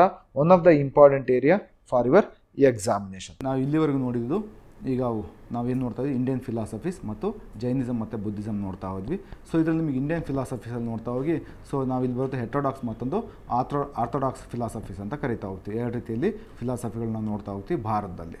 ಸೊ ಇಲ್ಲಿ ಆರ್ಥೋಡಾಕ್ಸ್ ಅಂತ ಬಂದಾಗ ಸಂಖ್ಯಾ ಇರ್ಬೋದು, ಸಂಖ್ಯಾ ಫಿಲಾಸಫಿ ಇರ್ಬೋದು. ಸೊ ಈ ರೀತಿ ಬೇರೆ ರೀತಿ ಫಿಲಾಸಫಿಗಳಲ್ಲಿ ನೋಡ್ತಾ ಹೋದ್ವಿ. ಅದೇ ನಿಮಗೆ ಹೆಟ್ರೋಡಾಕ್ಸ್ ಅಂತ ಬಂದಾಗ ಚಾರ್ವಾಕ ನೋಡ್ತಾ ಬಂದ್ವಿ, ಅಜೀವಿಕವನ್ನು ನೋಡ್ತಾ ಬಂದ್ವಿ. ಅದಾದಮೇಲೆ ಬರುವಂಥದ್ದು ಬೌದ್ಧ ಧರ್ಮದ ಒಂದಿಷ್ಟು ಫಿಲಾಸಫಿಗಳು ನೋಡ್ತಾ ಬಂದ್ವಿ. ಅದೇ ರೀತಿ ಜೈನ ಧರ್ಮದ ಕೆಲವೊಂದಿಷ್ಟು ಫಿಲಾಸಫಿಗಳನ್ನು ನೋಡ್ಕೊ ಬಂದಿದ್ದೀವಿ. ಸೊ ಇದರಲ್ಲಿ ನಿಮಗೆ ತುಂಬ ಇಂಪಾರ್ಟೆಂಟ್ ಯಾವುದಂದರೆ ಬುದ್ಧಿಸಮ್ ಮತ್ತು ಜೈನಿಸಮ್ ಆಗಿರುವಂಥದ್ದು. ಏನಕ್ಕೆ ಅಂದರೆ ಈ ಪಾರ್ಟ್ಗಳ ಮೇಲೆ ತುಂಬ ಕ್ವಶನ್ಸ್ಗಳನ್ನು ಕೇಳ್ತಾ ಇದ್ದಾರೆ. ಫಾರ್ ಎಕ್ಸಾಂಪಲ್ ಯಾವ ರೀತಿ ಕೇಳ್ತಿದ್ದಾರೆ ಅಂತಂದರೆ ಪ್ರತ್ಯುತ್ತ ಸಮುಪದ ಅಂದರೆ ಏನು. ಸೊ ಈ ರೀತಿ ಕೆಲವೊಂದಿಷ್ಟು ಫಿಲಾಸಫಿಗಳ ಮೇಲೆ ಕ್ವಶನ್ಸ್ಗಳನ್ನ ರೈಸ್ ಮಾಡ್ತಾ ಇದ್ದಾರೆ. ಅದನ್ನು ಬಿಟ್ಟರೆ ಇದರಲ್ಲಿ ಮತ್ತೆ ಜೈನಿಸಮ್ ಮತ್ತು ಬುದ್ಧಿಸಮ್ ಕೆಲವೊಂದಿಷ್ಟು ಪ್ರಾಕ್ಟೀಸಸ್ಗಳಿರ್ಬೋದು, ಅವರಲ್ಲಿ ಬರುವಂಥ ಕೆಲವೊಂದಿಷ್ಟು ಸೆಕ್ಟ್ಸ್ಗಳಿರ್ಬೋದು ಅಥವಾ ಪಂಥಗಳು ಅಂತ ಏನು ಕರಿತೀವಿ, ಈ ಪಾರ್ಟ್ಗಳನ್ನ ಸಹಿತ ಕೇಳ್ತಾ ಹೋಗ್ತಾರೆ. ಫಾರ್ ಎಕ್ಸಾಂಪಲ್ ನಿಮಗೆ ಹೇಳ್ತಾ ಹೋದ ಸ್ಥಾನಿಕವಾಸಿ ಅಂದ್ರೇನು, ಮೂರ್ತಿ ಪೂಜಕಾಸ್ ಅಂದ್ರೇನು, ಪೂಜಾರ ಅಂದರೆ ಏನು. ಸೊ ಈ ರೀತಿ ಹಲವಾರು ರೀತಿಯಲ್ಲಿ ಪಂಥಗಳು ಬರ್ತಾ ಹೋಗ್ತವೆ ಜೈನಿಸಮಲ್ಲಿ. ಸೊ ಇದನ್ನೆಲ್ಲ ಅವನು ಕೇಳುವಂಥದ್ದು ಜಾಸ್ತಿ ಇದೆ. ಏನಕ್ಕೆ ಅಂತಂದರೆ ಇಲ್ಲಿವರೆಗೂ ಅವನು ಏನು ಮಾಡ್ತಾ ಇದ್ದ, ಬರೀ ಜೈನ ಮತ್ತು ಬುದ್ಧಿಸಮ್ ಬಗ್ಗೆ ಬಂದಾಗ ಕೇವಲ ಅವರ ಒಂದು ಕೆಲವೊಂದಿಷ್ಟು ತೀರ್ಥಂಕರ ಬಗ್ಗೆ ಮಾಹಿತಿ ಕೇಳ್ತಾ ಇದ್ದ. ಅದನ್ನು ಬಿಟ್ಟರೆ ಬುದ್ಧನ ಲೈಫ್ ಸ್ಟೋರಿ ಬಗ್ಗೆ ಒಂದಿಷ್ಟು ಕ್ವಶನ್ಸ್ಗಳನ್ನ ಕೇಳ್ತಾ ಇದ್ದ. ಈಗೇನು ಮಾಡ್ತೀಯ, ಕಂಪ್ಲೀಟಾಗಿ ಫಿಲಾಸಫಿ, ಅವ್ರ ಕಾಲದ ಲಿಟ್ರೇಚರ್ ಮತ್ತು ಅವರ ಪಂಥಗಳು ಮತ್ತು ಅವರ ಪ್ರಾಕ್ಟೀಸಸ್ ಮೇಲೆ ಜಾಸ್ತಿ ಈಗ ಫೋಕಸ್ ಮಾಡ್ತೀಯಾನ. ಸೊ ಆ ಕಾರಣದಿಂದ ಇದಿಷ್ಟು ಪಾರ್ಟ್ನ ನೀವು ಜಾಸ್ತಿ ಏನು ಮಾಡಬೇಕು, ಫೋಕಸ್ ಮಾಡಬೇಕಾಗಂಥ ಪ್ರದೇಶಗಳಾಗಿದೆ. Thank you.